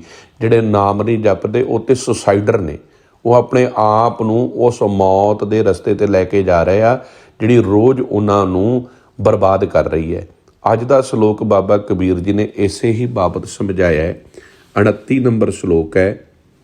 ਬਾਬਾ ਕਬੀਰ ਜੀ ਕਹਿ ਰਹੇ ਨੇ, ਕਬੀਰ ਮਰਤਾ ਮਰਤਾ ਜਗ ਮੂਆ, ਮਰ ਭੀ ਨਾ ਜਾਣਿਆ ਕੋਏ। ਬਾਬਾ ਕਬੀਰ ਜੀ ਕਹਿੰਦੇ ਨੇ, ਇਸ ਜਗਤ ਵਿੱਚ ਮਰਤਾ ਦਾ ਅਰਥ ਆ ਮੁੜ ਕੇ ਮਰਨਾ, ਰੋਜ਼ ਮਰਨਾ, ਰੋਜ਼ ਮੌਤ ਦੇ ਸਹਿਮ ਦੇ ਵਿੱਚ ਦਬੇ ਰਹਿਣਾ। ਮਰ ਨਾ ਜਾਣਿਆ, ਕਹਿੰਦੇ ਮੌਤ ਦਾ ਸਹਿਮ ਵੱਲੋਂ ਮਰਨ ਦੀ ਜਾਂਚ ਨਹੀਂ ਸਿੱਖੀ। ਮੌਤ ਸਹਿਮ ਮੁਕਾਉਣ ਦੀ ਜਾਂਚ ਨਹੀਂ, ਮੌਤ ਤੋਂ ਇਹ ਨਹੀਂ ਸਿੱਖੀ ਕਿ ਕਿਵੇਂ ਇਹ ਸਹਿਮ ਜੀਵਨ ਵਿੱਚ ਮੁਕਾਇਆ ਜਾਵੇ। ਤੇ ਬਾਬਾ ਕਬੀਰ ਜੀ ਕਹਿੰਦੇ ਨੇ, ਹੇ ਕਬੀਰ, ਨਿਰੀ ਦੁਨੀਆ ਦੇ ਵਪਾਰੀ ਜਗਤ ਹਰ ਵੇਲੇ ਮੌਤ ਦਾ ਸਹਿਮ ਦਾ ਦਬਾਇਆ ਰਹਿੰਦਾ ਹੈ। ਮਨੁੱਖ ਹਮੇਸ਼ਾ ਮੌਤ ਤੋਂ ਡਰਿਆ ਰਹਿੰਦਾ ਹੈ। ਤੇ ਨਿਰੀ ਮਾਇਆ ਦਾ ਵਪਾਰੀ ਕਿਸੇ ਧਿਰ ਨੂੰ ਵੀ ਸਮਝ ਨਹੀਂ ਆਉਂਦੀ ਕਿ ਮੌਤ ਦਾ ਇਹ ਸਹਿਮ ਕਿਵੇਂ ਮੁਕਾਇਆ ਜਾਵੇ। ਬਾਬਾ ਕਬੀਰ ਜੀ ਦੇ ਇਹ ਆਖਰੀ ਅਰਥ ਆ। ਕਹਿੰਦੇ ਨੇ, ਕਬੀਰ ਮਰਤਾ ਜਗ ਮੂਆ, ਮਰ ਭੀ ਨਾ ਜਾਣਿਆ ਕੋਏ। ਕਹਿੰਦੇ ਰੋਜ਼ ਮਨੁੱਖ ਵਿਕਾਰਾਂ ਦੇ ਸਹਿਮ ਦੇ ਵਿੱਚ ਮਰ ਰਿਹਾ ਹੈ, ਰੋਜ਼ਾਨਾ ਇਸ ਮੌਤ ਦੇ ਸਹਿਮ ਦੇ ਵਿੱਚ ਤੜਫ ਕੇ ਮਰਦਾ ਹੈ। ਪਰ ਕਹਿੰਦੇ ਇਹਨੂੰ ਇਹ ਨਹੀਂ ਗੱਲ ਸਮਝ ਆਈ, ਇਹ ਵਪਾਰੀ ਬੰਦਾ ਹਰ ਚੀਜ਼ ਦਾ ਸੌਦਾ ਲਾਉਣ ਵਾਲਾ। ਅਸੀਂ ਤੇ ਮਾਫੀ ਚਾਹੁੰਦਾ, ਮੇਰੀ ਗੱਲ ਦਾ ਮਾਈਂਡ ਨਾ ਕਰਿਓ। ਗੁਰੂ ਦੀ ਬਾਣੀ ਸਾਨੂੰ ਤਰਲਾ ਲੈ ਕੇ ਲੈਣੀ ਚਾਹੀਦੀ ਸੀ। ਅੱਜ ਮਾਫੀ ਚਾਹੁੰਦਾ, ਗੁਰੂ ਦੀ ਬਾਣੀ ਅਸੀਂ ਖਰੀਦ ਰਹੇ ਹਾਂ। ਗੁਰੂ ਅੱਗੇ ਅਰਦਾਸ ਤਰਲਾ ਮਿਹਨਤ ਕਰਕੇ ਕਰਨੀ ਚਾਹੀਦੀ ਸੀ। ਅਸੀਂ $20 ਦੇ ਕੇ ਅਰਦਾਸ ਕਰਾ ਕੇ ਕਹਿੰਦੇ ਹਾਂ ਕਿ ਸਾਡੀ ਅਰਦਾਸ ਪੂਰੀ ਹੋ ਜਾਏ। ਸਾਹਿਬ ਕਹਿੰਦੇ, ਤੂੰ ਪੈਸਿਆਂ ਨਾਲ ਨਾ ਮੈਨੂੰ ਖਰੀਦ, ਮੈਨੂੰ ਤੇ ਤੂੰ ਚਾਹੀਦਾ। ਗੁਰੂ ਦੀ ਅਰਦਾਸ ਵਿਕਾਊ ਨਹੀਂ ਗੀ, ਗੁਰੂ ਦੀ ਬਾਣੀ ਵਿਕਾਊ ਨਹੀਂ ਗੀ। ਗੁਰੂ ਦੀ ਬਾਣੀ ਤੇ ਤਰਲਿਆਂ ਨਾਲ ਮਿਲਦੀ ਹੈ। ਮਿੰਨਤਾਂ ਕਰਕੇ ਕਿਤੇ ਗੁਰੂ ਤਰੁੱਟ ਪਵੇ ਤੇ ਬਾਣੀ ਦਾ ਪ੍ਰਭਾਵ ਜੀਵਨ ਵਿੱਚ ਪਾ ਦੇਵੇ ਤੇ ਜੀਵਨ ਅੰਮ੍ਰਿਤਮਈ ਹੋ ਜਾਵੇ। ਬਾਬਾ ਕਬੀਰ ਜੀ ਕਹਿੰਦੇ ਨੇ, ਕਬੀਰ ਮਰਤਾ ਜਗ ਮੂਆ, ਮਰ ਭੀ ਨਾ ਜਾਣਿਆ ਕੋਏ। ਕਹਿੰਦੇ ਸਾਰਾ ਸੰਸਾਰ ਮੌਤ ਤੋਂ ਡਰਦਾ ਇੱਕ ਦਿਨ ਰੋਜ਼ਾਨਾ ਮਰ ਰਿਹਾ ਹੈ। ਪਰ ਕਹਿੰਦੇ ਕਿਸੇ ਨੂੰ ਸਮਝ ਨਹੀਂ ਕਿ ਇਸ ਮੌਤ ਨੂੰ ਜਿੱਤਣਾ ਕਿਵੇਂ ਹੈ, ਇਸ ਮੌਤ ਦਾ ਆਨੰਦ ਕਿਵੇਂ ਲੈਣਾ ਹੈ, ਇਸ ਮੌਤ ਨੂੰ ਸਮਝਣਾ ਕਿਵੇਂ ਹੈ। ਅਗਲੀ ਗੱਲ ਵਿੱਚ ਬਾਬਾ ਕਬੀਰ ਜੀ ਗੱਲ ਮੁਕਾਉਂਦੇ ਨੇ, ਐਸੇ ਮਰਨੇ ਜੋ ਮਰੇ ਬਹੁਰ ਨਾ ਮਰਨਾ ਹੋਏ। ਕਿਹੜੇ ਮਰਨੇ? ਜਿਹੜੇ ਪਿਛਲੇ ਸ਼ਲੋਕ ਦੇ ਵਿੱਚ ਆਪਾਂ ਸਰਵਣ ਕੀਤਾ ਨਾ, ਜਾਂ ਤੂੰ ਸੰਗਤ ਸਾਧ ਦੀ ਕਰ, ਗੁਰਮੁਖ ਪਿਆਰਿਆਂ ਦੀ, ਨਾਮ ਰਸੀਆਂ ਦੀ, ਜਾਂ ਪ੍ਰਮਾਤਮਾ ਦੇ ਨਾਲ ਆਪਣੀ ਸਾਂਝ ਪਾ ਲਾ। ਇਹੀ ਗੱਲ ਇੱਥੇ ਬਾਬਾ ਕਬੀਰ ਜੀ ਕਹਿੰਦੇ, ਐਸੇ ਮਰਨੇ ਜੋ ਮਰੇ ਬਹੁਰ ਨਾ ਮਰਨਾ ਹੋਏ। ਜਿਹੜਾ ਮਨੁੱਖ ਸਾਧ ਸੰਗਤ ਵਿੱਚ ਬਹਿੰਦਾ, ਹੁਣ ਇੱਥੇ ਸਤ ਸੰਗਤ ਵਿੱਚ ਮਰਨਾ ਸ਼ਬਦ ਕਿਉਂ ਕਿਹਾ? ਤੁਸੀਂ ਕਿਤੇ ਖਿਆਲ ਕਰਿਓ, ਸਤ ਸੰਗਤ ਵਿੱਚ ਮਨੁੱਖ ਦਾ ਮਨ ਨਹੀਂ ਟਿਕਦਾ। ਆਪਾਂ ਗੁਰਦੁਆਰੇ ਜਾਈਏ, ਕੀਰਤਨ ਹੋ ਰਿਹਾ ਹੈ, ਕਥਾ ਹੋ ਰਹੀ ਹੈ, ਬਾਣੀ ਚੱਲ ਰਹੀ ਹੈ, ਸਾਡਾ ਮਨ ਨਹੀਂ ਟਿਕਦਾ। ਮਨ ਉੱਥੇ ਬੈਠ ਕੇ ਇੰਝ ਸਮਝਦਾ ਹੈ, ਤੁਸੀਂ ਕਦੀ ਖਿਆਲ ਕਰਨਾ, ਸਤ ਸੰਗਤ ਵਿੱਚ ਬੈਠੇ ਹੋਵੋ, ਮਨ ਦੁਨੀਆ ਦੀਆਂ ਤਮਾਮ ਪਰੇਸ਼ਾਨੀਆਂ ਤੁਹਾਡੇ ਅੱਗੇ ਸੁੱਟ ਦਿੰਦਾ ਹੈ। ਤੁਹਾਡਾ ਮਨ ਤੜਫਦਾ ਹੈ ਕਿ ਇੱਥੋਂ ਛੇਤੀ ਉੱਠ, ਸਰੀਰ ਨੂੰ ਬਾਰ-ਬਾਰ ਤਾੜਨਾ ਕਰਦਾ, ਚੱਲ ਬਾਹਰ ਚੱਲੀਏ। ਜਿਵੇਂ ਇੱਕ ਛੋਟਾ ਬੱਚਾ ਆਪਣੀ ਮਾਂ ਨੂੰ ਕਹਿੰਦਾ ਹੈ ਨਾ, ਉਂਗਲ ਫੜ ਕੇ, ਚੱਲ ਬਾਹਰ ਚੱਲੀਏ, ਚੱਲ ਬਾਹਰ ਚੱਲੀਏ, ਇਵੇਂ ਹੀ ਮਨ ਕਰਦਾ ਹੈ। ਬਾਬਾ ਕਬੀਰ ਜੀ ਕਹਿੰਦੇ ਨੇ, ਇਹ ਮਨ ਸਤ ਸੰਗਤ ਵਿੱਚ ਮਾਰਨਾ ਹੈ। ਸਤ ਸੰਗਤ ਵਿੱਚ ਬੈਠ ਕੇ ਇਸ ਮਨ ਨੂੰ ਕੰਨੋਂ ਫੜ ਕੇ ਬਾਉਣਾ ਹੈ। ਨਹੀਂ, ਮੈਂ ਸੁਣਨਾ ਹੈ ਕੀਰਤਨ, ਮੈਂ ਗੁਰੂ ਦੀ ਕਥਾ ਸੁਣਨੀ, ਕੌਨਸਨਟਰੇਟ ਕਰਨਾ ਹੈ ਗੁਰੂ ਦੀ ਬਾਣੀ 'ਤੇ, ਕੌਨਸਨਟਰੇਟ ਕਰਨਾ ਹੈ, ਫੋਕਸ ਕਰਨਾ ਹੈ ਕੀਰਤਨ 'ਤੇ। ਇਸ ਮਨ ਦੀ ਨਹੀਂ ਸੁਣਨੀ। ਤੁਸੀਂ ਕਦੀ ਖਿਆਲ ਕਰਨਾ, ਜਦੋਂ ਤੁਸੀਂ ਸਰੀਰ ਕਰਕੇ ਬੈਠੇ ਹੁੰਦੇ ਆ ਨਾ ਗੁਰੂ ਦੀ ਸੰਗਤ ਵਿੱਚ, ਤੇ ਮਨ ਬਹੁਤ ਰੌਲਾ ਪਾਉਂਦਾ ਹੈ। ਤੁਹਾਨੂੰ ਇੰਝ ਲੱਗਦਾ ਹੈ ਇੱਕ ਕਲੇਸ਼, ਇੱਕ ਰੌਲਾ ਮੇਰੇ ਕੰਨਾਂ ਵਿੱਚ ਪੈ ਰਿਹਾ, ਇੰਨਾ ਮਨ ਬੇਚੈਨ ਹੈ, ਤੁਹਾਨੂੰ ਆਲੇ ਦੁਆਲੇ ਦੀ ਕੋਈ ਗੱਲ ਨਹੀਂ ਸੁਣ ਰਹੀ, ਕਿਉਂਕਿ ਤੁਹਾਡਾ ਮਨ ਨਹੀਂ ਚਾਹੁੰਦਾ। ਬਾਬਾ ਕਬੀਰ ਜੀ ਕਹਿੰਦੇ, ਐਸੇ ਮਰਨੇ ਜੋ ਮਰੇ ਬਹੁਰ ਨਾ ਮਰਨਾ ਹੋਏ। ਕਿਹੜਾ ਮਰਨਾ? ਸਤ ਸੰਗਤ ਵਿੱਚ ਬੈਠਣਾ, ਸਤ ਸੰਗਤ ਵਿੱਚ ਬੈਠ ਕੇ ਪ੍ਰਭੂ ਦੀ ਸਿਫਤ ਸਲਾਹ ਕਰਨੀ। ਜੋ ਮਨੁੱਖ ਪ੍ਰਮਾਤਮਾ ਦੀ ਸਿਫਤ ਸਲਾਹ ਕਰਦਾ ਹੈ, ਜਿਉਂਦਿਆਂ ਜੀ ਵਿਕਾਰਾਂ ਤੋਂ ਆਪਣੇ ਆਪ ਨੂੰ ਮਾਰ ਲੈਂਦਾ ਹੈ। ਜਦੋਂ ਸੱਚੇ ਪਾਤਸ਼ਾਹ ਨੇ ਸੁਖਮਨੀ ਸਾਹਿਬ 'ਤੇ ਗੱਲ ਕੀਤੀ ਨਾ, ਜੀਵਨ ਮੁਕਤ ਦੀ ਗੱਲ ਕੀਤੀ। ਅੱਜ ਤੱਕ ਦੁਨੀਆ ਦੇ ਵਿੱਚ ਜਿਹੜੇ ਵੱਡੇ ਵੱਡੇ ਧਾਰਮਿਕ ਲੋਕ ਸਨ, ਉਹਨਾਂ ਨੇ ਆਪਣੇ ਗ੍ਰੰਥਾਂ 'ਚ ਲਿਖਿਆ, ਮਰਨ ਤੋਂ ਬਾਅਦ ਮੁਕਤੀ ਮਿਲੂਗੀ, ਮਰਨ ਤੋਂ ਬਾਅਦ ਤੈਨੂੰ ਸਾਰਾ ਸੰਸਾਰ ਦੇ ਵਿੱਚ ਦਾਨ ਪੁੰਨ ਕਰ ਜਾ, ਕਰਵਤ ਆਰੇ ਨਾਲ ਆਪਣੇ ਆਪ ਨੂੰ ਚੁਰਾ ਲਾ, ਜਾਂ ਗੰਗਾ ਦੇ ਵਿੱਚ ਛਾਲ ਮਾਰ ਦੇ, ਤੂੰ ਮੁਕਤ ਹੋ ਜਾਵੇਂਗਾ। ਬਾਬਾ ਕਬੀਰ ਜੀ ਕਹਿੰਦੇ ਨਹੀਂ, ਕਹਿੰਦੇ ਜਿਉਂਦਿਆਂ ਜੀ ਮੁਕਤ ਚਾਹੀਦੀ ਹੈ। ਕਹਿੰਦੇ ਨਾ ਮੈਨੂੰ ਮੁਕਤ ਕਿਆ ਨਰਕ ਕਿਆ ਸੁਰਗ ਵਿਚਾਰਾ ਸੰਤਨ ਦੋ ਇਰਾਦੇ। ਕਹਿੰਦੇ ਮੈਂ ਸਵਰਗ ਨਰਕ ਦੇ ਚੱਕਰ ਦੇ ਵਿੱਚ ਕਿਸੇ ਦੇ ਪੈਰਾਂ ਵਿੱਚ ਨਹੀਂ ਪੈਣਾ। ਮੈਂ ਤੇ ਅਕਾਲ ਪੁਰਖ ਨੂੰ ਮੰਨਣ ਵਾਲਾ ਮਨੁੱਖ ਹਾਂ। ਮੈਨੂੰ ਇੰਨਾ ਪਤਾ ਕਿ ਜਦੋਂ ਅਕਾਲ ਪੁਰਖ ਦੀ ਬੰਦਗੀ ਮੈਂ ਕਰਾਂਗਾ, ਉਹਦੇ ਚਰਨਾਂ 'ਚ ਜੁੜੂੰਗਾ, ਮੈਨੂੰ ਕੋਈ ਦੁਨੀਆ ਦੀ ਤਾਕਤ ਸਵਰਗ ਦੇ ਵਿੱਚ ਜਾਣ ਤੋਂ ਨਹੀਂ ਰੋਕ ਸਕਦੀ, ਕਿਉਂਕਿ ਮੈਂ ਉਸ ਨੂੰ ਧਿਆਇਆ ਵਾ ਜੋ ਸਾਰੇ ਬ੍ਰਹਿਮੰਡਾਂ ਦਾ ਮਾਲਕ ਹੈ। ਸੋ ਜਿਹੜਾ ਸਾਰੇ ਬ੍ਰਹਿਮੰਡਾਂ ਦੇ ਮਾਲਕ ਨੂੰ ਧਿਆਉਂਦਾ ਹੈ। ਇਹੀ ਗੱਲ ਭਗਤ ਸਾਹਿਬਾਨਾਂ ਨੇ ਕੀਤੀ। ਕਹਿੰਦੇ ਤੂੰ ਕਹਿੰਦਾ ਹੈ ਮਰਨ ਤੋਂ ਬਾਅਦ ਮੁਕਤੀ ਮਿਲੂਗੀ, ਕਿੰਨੇ ਵੇਖੀ ਹੈ ਮਰਨ ਤੋਂ ਬਾਅਦ ਮੁਕਤੀ? ਮੈਨੂੰ ਤੇ ਜਿਉਂਦਿਆਂ ਜੀ ਮੁਕਤੀ ਚਾਹੀਦੀ ਹੈ। ਰਾਜ ਨਾ ਚਾਹੂੰ ਮੁਕਤ ਨਾ ਚਾਹੂੰ, ਪ੍ਰੀਤ ਚਰਨ ਕਮਲਾਰੇ। ਜੇ ਮੁਕਤੀ ਦਾ ਦਾਅਵਾ ਦੇ ਕੇ ਕੋਈ ਮੈਨੂੰ ਮੇਰੇ ਪਰਮਾਤਮਾ ਤੋਂ ਤੋੜਦਾ ਹੈ ਕਿ ਮੈਂ ਤੈਨੂੰ ਮੁਕਤ ਕਰ ਸਕਦਾ, ਬਾਬਾ ਸਤਿਗੁਰੂ ਪਾਤਸ਼ਾਹ ਜੀ ਦੇ ਘਰ ਭਗਤ ਸਾਹਿਬਾਨ ਕਹਿੰਦੇ, ਮੈਂ ਮੁਕਤੀ ਵੀ ਛੱਡੀ, ਮੈਨੂੰ ਰਾਜ ਵੀ ਛੱਡਿਆ, ਮੈਨੂੰ ਤੇ ਬਸ ਆਪਣੇ ਪਰਮਾਤਮਾ ਦੇ ਚਰਨਾਂ ਵਿੱਚ ਮੈਂ ਟਿਕਿਆ ਰਵਾਂ। ਇਹੀ ਗੱਲ ਬਾਬਾ ਕਬੀਰ ਜੀ ਕਹਿੰਦੇ ਨੇ, ਕਹਿੰਦੇ ਮੈਨੂੰ ਤੇ ਜਿਉਂਦਿਆਂ ਜੀ ਮੁਕਤ ਚਾਹੀਦਾ। ਤੇ ਸੁਖਮਨੀ ਸਾਹਿਬ ਦੇ ਵਿੱਚ ਸਾਹਿਬ ਕਹਿੰਦੇ, ਜੀਵਨ ਮੁਕਤ ਦੀ ਨਿਸ਼ਾਨੀ ਕੀ ਹੈ? ਜਿਸ ਮਨੁੱਖ ਨੂੰ ਤੈਸਾ ਹਰਖ, ਉਹਦੇ ਵਾਸਤੇ ਖੁਸ਼ੀ ਵੀ ਇੱਕ ਬਰਾਬਰ ਆ। ਤੈਸਾ ਸੋਗ, ਗਮੀ ਆ ਗਈ ਹੈ, ਉਦੋਂ ਵੀ ਬੈਲੈਂਸ ਆ। ਤੈਸਾ ਹਰਖ, ਤੈਸਾ ਸੋਗ, ਤੈਸਾ ਸਵਰਨ, ਤੈਸੀ ਉਸ ਮਾਟੀ, ਤੈਸਾ ਅੰਮ੍ਰਿਤ, ਤੈਸੀ ਬਿਖਾਟੀ, ਤੈਸਾ ਮਾਨ, ਤੈਸਾ ਅਭਿਮਾਨ, ਤੈਸਾ ਰੰਕ, ਤੈਸਾ ਰਾਜਾਨ, ਜੋ ਵਰਤਾਏ ਸਾਈ ਜੁਗਤ ਨਾਨਕ, ਉਹ ਪੁਰਖ ਕਹੀ ਹੈ ਜੀਵਨ ਮੁਕਤ। ਸੋ ਜੀਵਨ ਮੁਕਤ ਮਰਨ ਬਣਨਾ ਹੈ। ਅੱਜ ਦੇ 29 ਨੰਬਰ ਸ਼ਲੋਕ ਵਿੱਚ ਬਾਬਾ ਕਬੀਰ ਜੀ ਇਹੀ ਕਹਿੰਦੇ ਨੇ, ਕਬੀਰ ਜਿਸ ਮਰਨੇ ਤੇ ਜਗ ਡਰੇ ਵਾਲੀ ਗੱਲ ਅੱਗੇ ਤੋਰਦਿਆਂ ਹੋਏ ਕਹਿੰਦੇ ਨੇ, ਐਸੇ ਮਰਨੇ ਜੋ ਮਰੇ ਬਹੁਰ ਨਾ ਮਰਨਾ ਹੋਏ। ਕਬੀਰ ਮਰਤਾ ਮਰਤਾ ਜਗ ਮੂਆ, ਮਰ ਭੀ ਨਾ ਜਾਣਿਆ ਕੋਏ, ਐਸੇ ਮਰਨੇ ਜੋ ਮਰੇ ਬਹੁਰ ਨਾ ਮਰਨਾ ਹੋਏ। ਜਿਹੜਾ ਮਨੁੱਖ ਸਤ ਸੰਗਤ ਵਿੱਚ ਬੈਠਦਾ ਹੈ, ਸੰਸਾਰ ਦੇ ਵਿੱਚ ਵਿਚਰਦਿਆਂ ਆਪਣੇ ਫਰਜ਼ ਨਿਭਾਉਂਦਿਆਂ ਹੋਇਆਂ ਦੁਨੀਆ ਵੱਲੋਂ ਮੋਹ ਤੋੜ ਲੈਂਦਾ ਹੈ।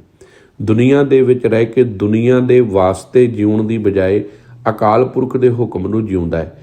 ਆਪਣੇ ਫਰਜ਼ ਨਿਭਾਉਂਦਿਆਂ ਅਕਾਲ ਪੁਰਖ ਦੇ ਚਰਨਾਂ ਵਿੱਚ ਲੀਨ ਹੋ ਜਾਂਦਾ ਹੈ।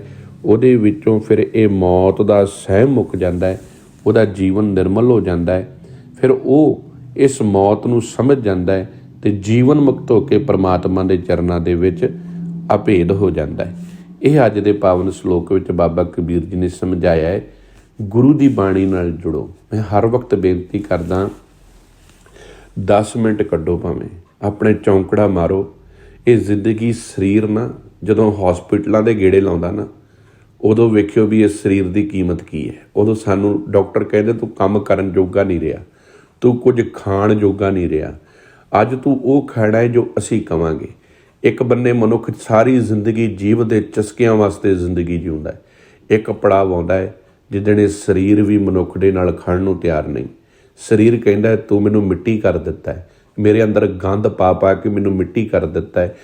ਦਿਲ ਕਹਿੰਦਾ ਮੈਂ ਕੀ ਖੂਨ ਪੰਪ ਕਰਾਂ, ਤੂੰ ਤੇ ਸਾਰਾ ਮੇਰਾ ਜਿੰਨੀਆਂ ਨਾੜੀਆਂ ਨੇ ਇਹ ਤੇ ਗੰਦਗੀ ਨਾ ਭਰ ਦਿੱਤੀਆਂ ਨੇ, ਮੇਰੀ ਤੇ ਆਪਣੀ ਜਾਨ ਨਿਕਲ ਜਾਂਦੀ ਹੈ ਪੰਪ ਕਰਦਿਆਂ ਦੀ। ਡਾਕਟਰ ਕਹਿੰਦੇ ਆ ਡੈਮੇਜ ਹੋ ਚੁੱਕੀ ਹੈ ਬਾਡੀ, ਕੈਂਸਰ ਹੋ ਚੁੱਕਿਆ ਹੈ, ਗੱਲ ਹੀ ਕੋਈ ਨਹੀਂ। ਤੇ ਸਾਹਿਬ ਕਹਿੰਦੇ ਫਿਰ ਆਤਮਾ ਇਸ ਪਿੰਜਰੇ ਵਿੱਚ ਇਹੋ ਜਿਹੇ ਬੱਜਰ ਸਰੀਰ ਦੇ ਵਿੱਚ ਕਿੱਥੋਂ ਰਹੂਗੀ ਜਿਹੜੀ ਬਿਮਾਰੀ ਦਾ ਭਰਿਆ। ਇਹਨੂੰ ਬਿਮਾਰੀ ਤੋਂ ਮੁਕਤ ਕਰੋ। ਜ਼ਰੂਰ ਚੌਂਕੜਾ ਦੇਖੋ, ਜਿੱਥੇ ਕਿਰਤ ਕਰਦੇ ਹੋ ਉੱਥੇ ਸਮਾਂ ਕੱਢੋ ਗੁਰੂ ਦੀ ਬਾਣੀ ਨੂੰ, ਆਪਣੇ ਸਾਹਾਂ ਨੂੰ ਕੌਨਸਨਟਰੇਟ ਕਰਨ ਦਾ।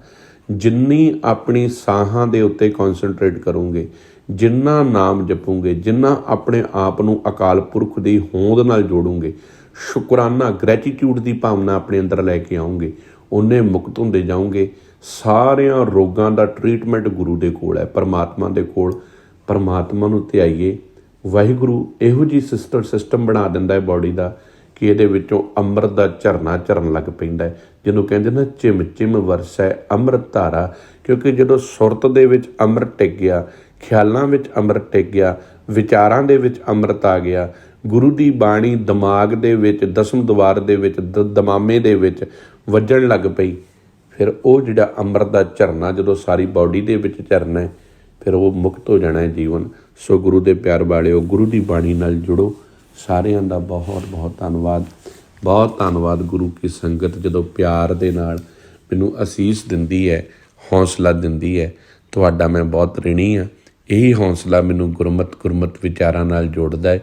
ਸੋ ਕੋਸ਼ਿਸ਼ ਕਰੀਏ, ਅਰਦਾਸ ਕਰਿਓ ਮੇਰੇ ਵਾਸਤੇ ਵੀ ਕਿ ਮੇਰੇ ਵਰਗੇ ਦਾ ਵੀ ਸਰੀਰ ਆਤਮਾ ਪਰਮਾਤਮਾ ਦੇ ਵਿੱਚ ਲੀਨ ਹੋ ਜਾਵੇ। ਸਾਰਿਆਂ ਦਾ ਧੰਨਵਾਦ। ਵਾਹਿਗੁਰੂ ਜੀ ਕਾ ਖਾਲਸਾ, ਵਾਹਿਗੁਰੂ ਜੀ ਕੀ ਫਤਿਹ।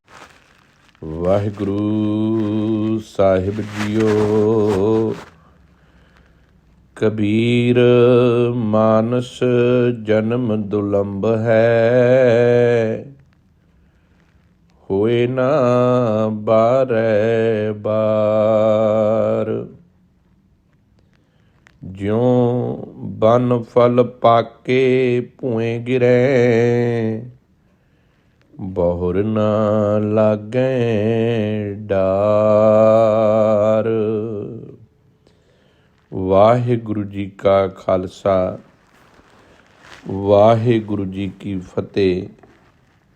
ਹਾਜ਼ਰਾ ਹਜ਼ੂਰ ਚਵਰ ਛਤਰ ਤਖਤ ਦੇ ਮਾਲਕ ਸ਼ਬਦ ਗੁਰੂ ਸਾਹਿਬ ਧੰਨ ਧੰਨ ਸ੍ਰੀ ਗੁਰੂ ਗ੍ਰੰਥ ਸਾਹਿਬ ਮਹਾਰਾਜ ਜੀ ਦੀ ਅਪਾਰ ਕਿਰਪਾ ਰਹਿਮਤ ਬਖਸ਼ਿਸ਼ ਹੈ, ਜੋ ਇਸ ਸਮੇਂ ਦੇ ਵਿੱਚ ਸਤਿਗੁਰੂ ਗੁਰੂ ਗ੍ਰੰਥ ਸਾਹਿਬ ਮਹਾਰਾਜ ਜੀ ਸਾਡਾ ਮਾਰਗ ਦਰਸ਼ਨ ਕਰਕੇ ਸਾਨੂੰ ਜੀਵਨ ਜਾਚ ਸਿਖਾ ਰਹੇ ਨੇ ਕਿ ਜਿਸ ਗੁਰੂ ਦੇ ਦੱਸੇ ਗਾਡੀ ਰਾਹ 'ਤੇ ਗੁਰਮਤਿ ਦੇ ਪਾਂਧੀ ਬਣ ਕੇ ਅਸੀਂ ਜਿਸ ਸਫ਼ਰ 'ਤੇ ਚੱਲ ਰਹੇ ਹਾਂ, ਇਹ ਸਫ਼ਰ ਸੁਹਾਵਣਾ ਹੈ ਅਤੇ ਪ੍ਰਮਾਤਮਾ ਵਾਹਿਗੁਰੂ ਨਾਲ ਇੱਕਮਿਕ ਕਰਾਉਣ ਦਾ ਹੈ।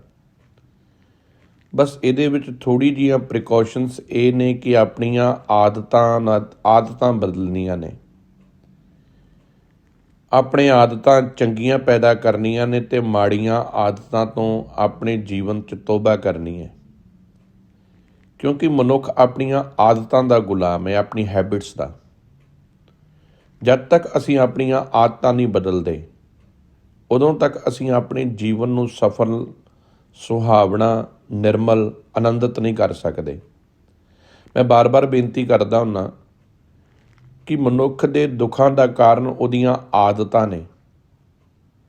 ਜਦੋਂ ਅਸੀਂ ਆਪਣੇ ਜੀਵਨ ਨੂੰ ਪਰਮਾਤਮਾ 'ਤੇ ਭਰੋਸਾ ਰੱਖ ਕੇ ਜੀਵਾਂਗੇ, ਆਪਣੇ ਜੀਵਨ ਦਾ ਸੁਭਾਅ ਐਸਾ ਬਣਾ ਲਵਾਂਗੇ ਕਿ ਆਪ ਹਮੇਸ਼ਾ ਚੰਗਾ ਸੋਚੋ, ਚੰਗਾ ਕਰੋ, ਭਲਾ ਕਰੋ, ਭਲੇ ਦੇ ਰਸਤੇ 'ਤੇ ਤੁਰੋ, ਦੂਜੇ ਤੋਂ ਆਸ ਨਾ ਕਰੋ। ਕਿਤੇ ਇਹ ਨਾ ਆਸ ਕਰੋ ਕਿ ਵੀ ਦੂਸਰਾ ਵੀ ਤੁਹਾਡੇ ਨਾਲ ਚੰਗਾ ਕਰੂਗਾ, ਫਿਰ ਦੇਖਣਾ ਕਿੰਨਾ ਆਨੰਦ ਹੈ। ਜਦੋਂ ਤੁਸੀਂ ਆਪਣੇ ਰਸਤੇ 'ਤੇ ਚੱਲ ਰਹੇ ਹੋ, ਤੁਸੀਂ ਚੰਗਾ ਰਸਤਾ ਅਪਣਾਇਆ ਹੈ, ਵਾਹਿਗੁਰੂ ਦੇ ਹੁਕਮ 'ਤੇ ਤੁਰ ਰਹੇ ਹੋ, ਪਰਮਾਤਮਾ ਨੂੰ ਹਾਜ਼ਰ ਨਾਜ਼ਰ ਜਾਣ ਕੇ ਤੁਰ ਰਹੇ ਹੋ, ਪਰਮਾਤਮਾ ਵਾਹਿਗੁਰੂ ਨੂੰ ਸਿਮਰ ਰਹੇ ਹੋ, ਅਤੇ ਮੈਂ ਇੱਕ ਗੱਲ ਦਾਅਵੇ ਨਾਲ ਕਹਿੰਦਾ, ਜ਼ਰੂਰ ਬਦਲਾਵ ਆਵੇਗਾ ਜੀਵਨ 'ਚ। ਅਤੇ ਜਦੋਂ ਜੀਵਨ ਬਦਲਦਾ ਹੈ ਨਾ, ਜਦੋਂ ਅੰਦਰ ਸੱਚ ਟਿਕਦਾ ਹੈ, ਹੌਲੀ ਹੌਲੀ ਮਨ ਦਾ ਸੁਭਾਅ ਬਦਲਣ ਲੱਗਦਾ ਹੈ, ਮਨ ਗ੍ਰਹਿਣ ਕਰਨ ਲੱਗਦਾ ਹੈ ਗੁਰੂ ਦੀ ਬਾਣੀ ਨੂੰ, ਗੁਰਮਤਿ ਨੂੰ। ਫਿਰ ਜਿਹੜਾ ਇੱਕ ਸਕੂਨ ਮਿਲਦਾ ਹੈ ਨਾ ਜੀਵਨ 'ਚ, ਮਨ ਹੌਲਾ ਮਹਿਸੂਸ ਕਰਦਾ ਹੈ। ਇਵੇਂ ਲੱਗਦਾ ਹੈ ਕਿ ਜਿਵੇਂ ਅੰਤਰ ਆਤਮੇ ਦਾ ਇਸ਼ਨਾਨ ਕਰ ਲਿਆ ਹੋਵੇ। ਜਿਵੇਂ ਅਸੀਂ ਸਰੀਰ ਦਾ ਇਸ਼ਨਾਨ ਕਰਕੇ ਬੜਾ ਰਿਲੈਕਸ ਫੀਲ ਕਰਦੇ ਹਾਂ, ਇਵੇਂ ਜਦੋਂ ਅਸੀਂ ਗੁਰਮਤਿ ਦੇ ਗਾਡੀ ਰਾਹ 'ਤੇ ਚੱਲਦੇ ਹਾਂ, ਗੁਰੂ ਦੀ ਬਾਣੀ ਦੇ ਨਾਲ ਆਪਣੇ ਜੀਵਨ ਨੂੰ ਬਦਲਦੇ ਹਾਂ, ਅਤੇ ਫਿਰ ਮਨ ਦਾ ਇਸ਼ਨਾਨ ਹੁੰਦਾ ਹੈ। ਅਤੇ ਜਦੋਂ ਮਨ ਧੁੱਪ ਜਾਵੇ ਨਾ, ਮਨ ਧੋਵੋ ਗੁਰੂ ਸ਼ਬਦ ਲਾਗੋ। ਸੱਚੇ ਪਾਤਸ਼ਾਹ ਕਹਿੰਦੇ ਮਨ ਨੂੰ ਧੋਵੋ ਕਿਹਦੇ ਨਾਲ? ਗੁਰੂ ਸ਼ਬਦ ਦੇ ਨਾਲ। ਜਦੋਂ ਗੁਰੂ ਜੀ ਆਨੰਦ ਸਾਹਿਬ 'ਚ ਗੱਲ ਕਰਦੇ, ਦੇਖੋ ਮਨ ਧੋਣ ਦੀ ਗੱਲ ਕਰਦੇ ਆ, ਕਿਤੇ ਮਨ ਮਾਂਜਣ ਦੀ ਗੱਲ ਕਰਦੇ ਆ, ਕਿਤੇ ਮਨ ਨੂੰ ਵਸ ਕਰਨ ਦੀ ਗੱਲ ਕਰਦੇ ਆ। ਕਿਉਂਕਿ ਗੰਦੀ ਚੀਜ਼ ਨੂੰ ਧੋਤਾ ਜਾਂਦਾ ਹੈ, ਬਹੁਤੀ ਗੰਦੀ ਹੋਵੇ ਤੇ ਮਾਂਜਿਆ ਜਾਂਦਾ ਹੈ। ਅਤੇ ਸੱਚੇ ਪਾਤਸ਼ਾਹ ਕਹਿੰਦੇ ਜਿੰਨਾ ਵੀ ਜੀਵਨ ਦਾ ਸਫ਼ਰ ਹੈ ਆਪਣੇ ਆਪ ਉੱਤੇ ਹੈ। ਦੂਸਰੇ ਨੂੰ, ਗੁਰਬਾਣੀ ਨੂੰ ਤੁਸੀਂ ਪੜ੍ਹ ਕੇ ਵੇਖੋ, ਸਤਿਗੁਰੂ ਜੀ ਕਿਤੇ ਵੀ ਦੂਸਰੇ ਨੂੰ ਨਹੀਂ ਕਹਿ ਰਹੇ ਵੀ ਤੂੰ ਬਦਲ। ਸਾਹਿਬ ਹਰ ਇੱਕ ਸ਼ਬਦ ਦੇ ਵਿੱਚ ਆਪਣੇ ਆਪ ਨੂੰ ਬਦਲਣ ਦੀ ਗੱਲ ਕਰ ਰਹੇ ਆ, ਆਪਣੇ ਮਨ ਨੂੰ ਬਦਲਣ ਦੀ ਗੱਲ ਕਰ ਰਹੇ ਆ, ਆਪਣੇ ਅਵਗੁਣਾਂ ਨੂੰ ਬੜੇ ਬੇਬਾਕ ਹੋ ਕੇ ਦੱਸ ਰਹੇ ਆ। ਇਹ ਨਹੀਂ ਕਿ ਗੁਰੂ ਜੀ ਵਿੱਚ ਅਵਗੁਣ ਨੇ, ਸਾਨੂੰ ਸਮਝਾਉਣ ਵਾਸਤੇ ਸਤਿਗੁਰੂ ਨੇ ਬੜੀ ਰਿਸਪੈਕਟ ਕੀਤੀ ਹੈ ਮਨੁੱਖਤਾ ਦੀ। ਸੱਚੇ ਪਾਤਸ਼ਾਹ ਗੁਰਦੇਵ ਜੀ ਮਹਾਰਾਜ ਜੀ ਨੇ ਹਮੇਸ਼ਾ ਆਪਣੇ ਆਪ ਨੂੰ ਵਿੱਚ ਰੱਖ ਕੇ ਗੱਲ ਕੀਤੀ ਹੈ, ਆਪਣੇ ਆਪ ਦੇ ਉੱਤੇ ਉਦਾਹਰਨ ਦੇ ਕੇ ਸਾਨੂੰ ਸਮਝਾਇਆ ਹੈ ਕਿ ਅਸੀਂ ਸੌਖਾ ਸਮਝ ਜਾਈਏ। ਸੋ ਗੁਰਬਾਣੀ ਦੇ ਵਿੱਚ ਸੱਚੇ ਪਾਤਸ਼ਾਹ ਜੀ ਬਾਰ-ਬਾਰ ਇਹ ਗੱਲ ਸਮਝਾਉਂਦੇ ਨੇ। ਬਾਬਾ ਕਬੀਰ ਜੀ ਦਾ ਪਾਵਨ ਸ਼ਲੋਕ 30 ਨੰਬਰ ਜੋ ਆਪ ਜੀ ਨੇ ਹੁਣੇ ਸਰਵਣ ਕੀਤਾ ਹੈ, ਇਹਦੇ ਵਿੱਚ ਬਾਬਾ ਕਬੀਰ ਜੀ ਫਿਰ ਮਨੁੱਖ ਨੂੰ ਚੇਤਾਵਨੀ ਤੇ ਬੜੇ ਪਿਆਰ ਨਾਲ ਸਮਝਾਉਣ ਦੀ ਕੋਸ਼ਿਸ਼ ਕਰ ਰਹੇ ਨੇ। ਕਬੀਰ ਮਾਨਸ ਜਨਮ ਦੁਲੰਭ ਹੈ, ਹੋਏ ਨਾ ਬਾਰੇ ਬਾਰ। ਬਾਬਾ ਕਬੀਰ ਜੀ ਕਹਿੰਦੇ ਨੇ ਮਨੁੱਖਤਾ ਜਨਮ ਇਹ ਬੜੀ ਮੁਸ਼ਕਿਲ ਨਾਲ ਮਿਲਿਆ, ਅਤੇ ਇਹ ਪ੍ਰਭੂ ਦੇ ਨਾਮ ਵਿਸਾਰ ਕੇ ਜਿਹੜਾ ਤੂੰ ਦੁਨੀਆ ਦੇ ਪਿੱਛੇ ਲੱਗ ਕੇ ਇਸ ਮਨੁੱਖਾ ਜੀਵਨ ਨੂੰ ਬਰਬਾਦ ਕਰ ਰਿਹਾ ਹੈ, ਇਹ ਦੁਬਾਰਾ ਨਹੀਂ ਤੈਨੂੰ ਮਿਲਣਾ। ਤੁਸੀਂ ਕਦੀ ਖਿਆਲ ਕਰਿਓ, ਸੁਖਮਨੀ ਸਾਹਿਬ ਦੇ ਵਿੱਚ ਨਾ ਸਾਹਿਬਾਂ ਨੇ ਬੜਾ ਪਿਆਰੀ ਬਖਸ਼ਿਸ਼ ਕੀਤੀ ਹੈ, ਮੇਰੇ ਖਿਆਲ 'ਚ 14ਵੀਂ ਅਸ਼ਟਪਦੀ ਦੇ ਵਿੱਚ। ਸੱਚੇ ਪਾਤਸ਼ਾਹ ਕਹਿੰਦੇ ਨੇ ਨਿਰਗੁਣ ਯਾਰ ਇਆਣਿਆ, ਇਹ ਨਿਰਗੁਣ ਯਾਰੀ ਮਨੁੱਖ, ਇਹ ਬੱਚੇ ਮਨੁੱਖ ਗੱਲ ਸਮਝ, ਤੂੰ ਇਹ ਗੱਲ ਨੂੰ ਆਪਣੇ ਜੀਵਨ ਦੇ ਵਿੱਚ ਢਾਲ ਕੀ। ਜਿਨ ਕੀਆ ਤਿਸ ਚੀਤ ਰੱਖ, ਨਾਨਕ ਨਿਭੀ ਨਾਲ। ਜਿਸ ਪਰਮਾਤਮਾ ਨੇ ਤੈਨੂੰ ਪੈਦਾ ਕੀਤਾ ਹੈ, ਜਿਹਨੇ ਤੈਨੂੰ ਸਾਜਿਆ ਹੈ, ਉਹਨੂੰ ਸਦਾ ਚੇਤੇ ਵਿੱਚ ਰੱਖ। ਅਤੇ ਜਦੋਂ ਇਸ ਗੱਲ ਨੂੰ ਅੱਗੇ ਤੋਰਦੇ ਆ ਗੁਰੂ ਜੀ, ਇਸ ਗੱਲ ਦੇ ਵਿੱਚ ਬਚਨ ਕਰਦੇ ਗੁਰੂ ਅਰਜਨ ਦੇਵ ਜੀ, ਜਿਨ ਤੂੰ ਸਾਜ ਸਵਾਰ ਸ਼ਿੰਗਾਰਿਆ। ਕਹਿੰਦੇ ਵੇਖ ਜਿੰਨੇ ਤੈਨੂੰ ਸਭ ਤੋਂ ਪਹਿਲਾਂ ਸਾਜਿਆ, ਮਾਤਾ ਦੇ ਗਰਭ ਤੱਕ ਦਾ ਜਿਹੜਾ ਰਸਤਾ ਮੈਂ ਤੈਅ ਕੀਤਾ ਹੈ ਨਾ, ਮੇਰੇ ਨਾਲ ਪਤਾ ਨਹੀਂ ਕਿੰਨੇ ਭੈਣ ਭਰਾ ਤੁਰੇ ਨੇ ਸਪਰਮ ਰੂਪ ਦੇ ਵਿੱਚ, ਪਰ ਮਾਤਾ ਦੀ ਕੁੱਖ ਤੱਕ ਪਹੁੰਚਣ ਦਾ ਸੁਭਾਗ ਮੈਨੂੰ ਮਿਲਿਆ। ਇੱਕ ਸੰਘਰਸ਼ ਦੇ ਵਿੱਚੋਂ ਮਾਤਾ ਦੀ ਕੁੱਖ ਮਿਲੀ ਹੈ। ਫਿਰ ਉਸ ਕੁੱਖ ਦੇ ਵਿੱਚ ਪਹੁੰਚਣ ਤੋਂ ਬਾਅਦ ਰੱਬ ਨੇ ਪਤਾ ਕੀ ਕੀਤਾ ਹੈ, ਸਾਜਿਆ ਮੈਨੂੰ। ਇੱਕ ਮਾਸ ਦਾ ਲੋਥ ਟੁਕੜਾ ਨਿਰਮਾਣ ਹੋਣ ਲੱਗਾ, ਖੂਨ ਬਣਨ ਲੱਗਾ, ਜਿਨ ਤੋਂ ਸਾਜ ਸਵਾਰ, ਫਿਰ ਸੰਵਾਰਿਆ ਉਹਨੇ। ਫਿਰ ਉਸ ਤੋਂ ਬਾਅਦ ਕੀ ਕੀਤਾ, ਉਹਨੇ ਸ਼ਿੰਗਾਰਿਆ, ਉਹਨੇ ਕੰਨ ਲਾਏ, ਅੱਖਾਂ ਲਾਈਆਂ, ਖੂਬਸੂਰਤ ਬਣਾ ਕੇ, ਐਨ ਖੂਬਸੂਰਤ ਬਣਾ ਕੇ ਮੈਨੂੰ ਧਰਤੀ 'ਤੇ ਭੇਜਿਆ। ਜਿਨ ਤੋਂ ਸਾਜ ਸਵਾਰ ਸ਼ਿੰਗਾਰਿਆ, ਗਰਭ ਅਗਨ ਮੈਂ ਜਿਨੇ ਉਬਾਰਿਆ। ਸਾਹਿਬ ਕਹਿੰਦੇ ਉਦੋਂ ਕੌਣ ਤੇਰਾ ਰਾਖਾ ਸੀ? ਮਾਤਾ ਦੇ ਗਰਭ ਰੂਪੀ ਅਗਨ ਦੇ ਵਿੱਚ ਜਿਹੜੇ ਤੇਰੇ ਰਾਖੀ ਕਰ ਰਿਹਾ ਸੀ, ਇਸ ਮਨੁੱਖਾ ਜੀਵਨ ਦੇ ਨਿਰਮਾਣ ਕਰਨ ਵਾਸਤੇ, ਮਨੁੱਖਾ ਜੀਵਨ ਦੇ ਵਿੱਚ ਤੈਨੂੰ ਭੇਜਣ ਵਾਸਤੇ। ਅਤੇ ਜਦੋਂ ਤੂੰ ਧਰਤੀ 'ਤੇ ਆਇਆ, ਉਸ ਸਮੇਂ ਉਹਨੇ ਕੀ ਕੀਤਾ, ਜਿਨ ਤੂੰ ਸਾਜ ਸਵਾਰ ਸ਼ਿੰਗਾਰਿਆ, ਗਰਭ ਅਗਨ ਮੈਂ ਜਿਨੇ ਉਬਾਰਿਆ, ਬਾਰ ਵਿਵਸਥਾ ਤੁਝੇ ਪਿਆਰੇ ਦੂਤ। ਬਚਪਨ 'ਚ ਤੇਰੇ ਵਾਸਤੇ ਦੁੱਧ ਦਾ ਪ੍ਰਬੰਧ ਪਹਿਲਾਂ ਕਰ ਦਿੱਤਾ ਉਹਨੇ। ਮਨੁੱਖ ਬੜਾ ਜਿੱਦੀ ਹੈ ਜੀ। ਅੱਜ ਅਸੀਂ ਪਤਾ ਕੀ ਸੋਚਦੇ ਹਾਂ, ਇਸ ਮਨੁੱਖਾ ਜੀਵਨ ਦੀ ਖੂਬਸੂਰਤੀ ਨੂੰ ਨਹੀਂ ਵੇਖ ਰਿਹਾ। ਅੱਖਾਂ ਦੀ ਖੂਬਸੂਰਤੀ ਦਾ ਸਾਨੂੰ ਅੰਦਾਜ਼ਾ ਨਹੀਂ, ਕਿਉਂਕਿ ਸਾਨੂੰ ਅੱਖਾਂ ਫ੍ਰੀ ਮਿਲੀਆਂ ਨੇ। ਜਦੋਂ ਅੱਖਾਂ ਮੁੱਲ ਦੇ ਕੇ ਲੈਣੀਆਂ ਹੋਣ, ਕਿਸੇ ਦੀਆਂ ਅੱਖਾਂ ਚਲੀਆਂ ਜਾਣ ਨਾ, ਫਿਰ ਪਤਾ ਲੱਗਦਾ ਹੈ ਕਿ ਅੱਖਾਂ ਦੀ ਕੀਮਤ ਕੀ ਹੈ। ਕੰਨਾਂ ਦੀ ਸ਼ਕਤੀ ਫ੍ਰੀ ਮਿਲੀ ਹੈ, ਸੁਣ ਰਹੇ ਹਾਂ, ਕਿਤੇ ਚਲੀ ਜਾਵੇ ਫਿਰ ਪਤਾ ਲੱਗਦੀ ਹੈ ਕੰਨਾਂ ਦੀ ਸ਼ਕਤੀ। ਦਿਲ ਧੜਕ ਰਿਹਾ ਹੈ, ਮੁਫਤ ਧੜਕ ਰਿਹਾ ਹੈ, ਕੋਈ ਕਦਰ ਨਹੀਂ ਇਸ ਧੜਕਣ ਦੀ। ਕਿਤੇ ਰੁਕ ਜਾਵੇ, ਪੈਸੇ ਦੇ ਕੇ ਦੁਬਾਰਾ ਧੜਕਦਾ ਦਿਲ ਕਰਨਾ ਪੈਂਦਾ ਹੈ। ਇਸੇ ਕਰਕੇ ਜੀਵਨ ਦੇ ਵਿੱਚ ਮਨੁੱਖਤਾ ਦੇ ਜੀਵਨ ਦੀ ਕਦਰ ਕਰਨੀ ਸਿੱਖੋ। ਗੁਰੂ ਜੀ ਇਹੀ ਬਾਰ-ਬਾਰ ਸਮਝਾਉਂਦੇ ਨੇ, ਵਾਹਿਦ ਇੱਕ ਮਨੁੱਖਾ ਜੀਵਨ ਆ ਜਿਹਦੇ ਵਿੱਚ ਤੁਸੀਂ ਆ ਕੇ ਰੱਬ ਵਰਗੇ ਬਣ ਸਕਦੇ ਹੋ, ਪਰਮਾਤਮਾ ਦਾ ਰਸਤਾ ਤੈਅ ਕਰ ਸਕਦੇ ਹੋ, ਉਹਦੇ ਵਿੱਚ ਆਪਣੇ ਆਪ ਨੂੰ ਸਮਾ ਸਕਦੇ ਹੋ। ਇਸੇ ਕਰਕੇ ਜਪਜੀ ਸਾਹਿਬ ਦੇ ਵਿੱਚ ਸੱਚੇ ਪਾਤਸ਼ਾਹ ਜੀ ਨੇ ਜਦੋਂ ਗੱਲ ਕੀਤੀ ਨਾ, ਕਹਿੰਦੇ ਜਿਨੀ ਨਾਮ ਧਿਆਇਆ ਗਏ ਮੁਸ਼ੱਕਤ ਘਾਲ, ਨਾਨਕ ਤੇ ਮੁਖ ਉਜਲੇ ਕੀਤੀ ਛੁੱਟੀ ਨਾਲ। ਕਹਿੰਦੇ ਰੱਬ ਨੇ ਛੁੱਟੀ ਕਰ ਦਿੱਤੀ। ਕਹਿੰਦੇ ਹੁਣ ਨਹੀਂ ਤੈਨੂੰ ਮੈਂ ਆਵਾਗਮਨ ਦੇ ਚੱਕਰ ਵਿੱਚ ਪਾਉਣਾ, ਹੁਣ ਤੇਰਾ ਵਾਸਾ ਆਪਣੇ ਚਰਨਾਂ 'ਚ ਕਰ ਲੈਣਾ ਹੈ, ਹੁਣ ਤੇਰੀ ਛੁੱਟੀ ਕਰ ਦਿੱਤੀ ਹੈ। ਪਰ ਹੋਣੀ ਕਿਹਦੀ ਹੈ? ਜਿਹਨੇ ਇਸ ਮਨੁੱਖਾ ਜੀਵਨ ਨੂੰ ਸਮਝ ਰਿਹਾ। ਬਾਬਾ ਕਬੀਰ ਜੀ ਕਹਿੰਦੇ ਕਬੀਰ ਮਾਨਸ ਜਨਮ ਦੁਲੰਭ ਹੈ, ਹੋਏ ਨਾ ਬਾਰੇ ਬਾਰ। ਇਹ ਮਨੁੱਖਤਾ ਦਾ ਜੀਵਨ ਬੜਾ ਦੁਰਲਭ ਹੈ, ਇਹ ਬਾਰ-ਬਾਰ ਨਹੀਂ ਮਿਲਣਾ। ਜਿਉਂ ਬਨ ਫਲ ਪਾਕੇ ਭੂਏ ਗਿਰੇ, ਬਹੁਰ ਨਾ ਲਾਗੈ ਡਾਰ। ਕਹਿੰਦੇ ਜਿਵੇਂ ਜੰਗਲ ਦੇ ਵਿੱਚ ਰੁੱਖਾਂ 'ਤੇ ਪੱਕੇ ਹੋਏ ਫਲ ਹੁੰਦੇ ਆ ਨਾ, ਉਦੋਂ ਜਦੋਂ ਉਹ ਜ਼ਮੀਨ 'ਤੇ ਡਿੱਗ ਪੈਂਦੇ ਨੇ ਤੇ ਮੁੜ ਡਾਲੀ ਨਾਲ ਨਹੀਂ ਲੱਗਦੇ। ਇਵੇਂ ਬਾਬਾ ਕਬੀਰ ਜੀ ਕਹਿੰਦੇ ਮਨੁੱਖਾ ਜੀਵਨ ਦੁਬਾਰਾ ਨਹੀਂ ਮਿਲਣਾ। ਐਤਕੀ ਮਿਲਿਆ ਹੈ, ਕੋਈ ਪੁਰਬਲਾ ਅੰਕੁਰ ਪ੍ਰਗਟਿਆ ਹੈ, ਜੀਵਨ ਮਿਲ ਗਿਆ ਹੈ। ਹੁਣ ਇਸ ਜੀਵਨ ਨੂੰ ਸਾਜਣਾ ਸਵਾਰ ਕੇ ਪ੍ਰਮਾਤਮਾ ਨੇ ਧਰਤੀ 'ਤੇ ਭੇਜਿਆ। ਅਸੀਂ ਕਿਹ 'ਚ ਬਤੀਤ ਕਰ ਰਹੇ ਹਾਂ? ਸਾਰਾ ਦਿਨ ਈਰਖਾ ਕਰ ਰਹੇ ਹਾਂ, ਘੰਟਿਆਂ ਬੱਧੀ ਇਹ ਛੜਯੰਤਰ ਕਰ ਰਹੇ ਹਾਂ ਕਿ ਵੀ ਕਿਸੇ ਤਰੀਕੇ ਦੇ ਨਾਲ ਨੀਵਾਂ ਕਿਸੇ ਨੂੰ ਕਿਵੇਂ ਪਾਇਆ ਜਾਵੇ। ਅੱਜ ਦਾ ਮਨੁੱਖ ਗੁਰਦੁਆਰਿਆਂ ਦੇ ਵਿੱਚ ਰਾਜਨੀਤੀਆਂ ਕਰ ਰਿਹਾ। ਜਿਹੜਾ ਗੁਰਦੁਆਰੇ ਧਰਮ ਦੇ ਕੇਂਦਰ ਨੇ, ਗਿਆਨ ਦੇ ਕੇਂਦਰ ਨੇ, ਬਾਣੀ ਦੇ ਕੇਂਦਰ ਨੇ, ਉੱਥੇ ਵੀ ਗੰਦੀ ਸਿਆਸਤ ਕਰ ਰਿਹਾ, ਉੱਥੇ ਵੀ ਇੱਕ ਦੂਸਰੇ ਨੂੰ ਨੀਵਾਂ ਪਾ ਰਹੇ ਆ।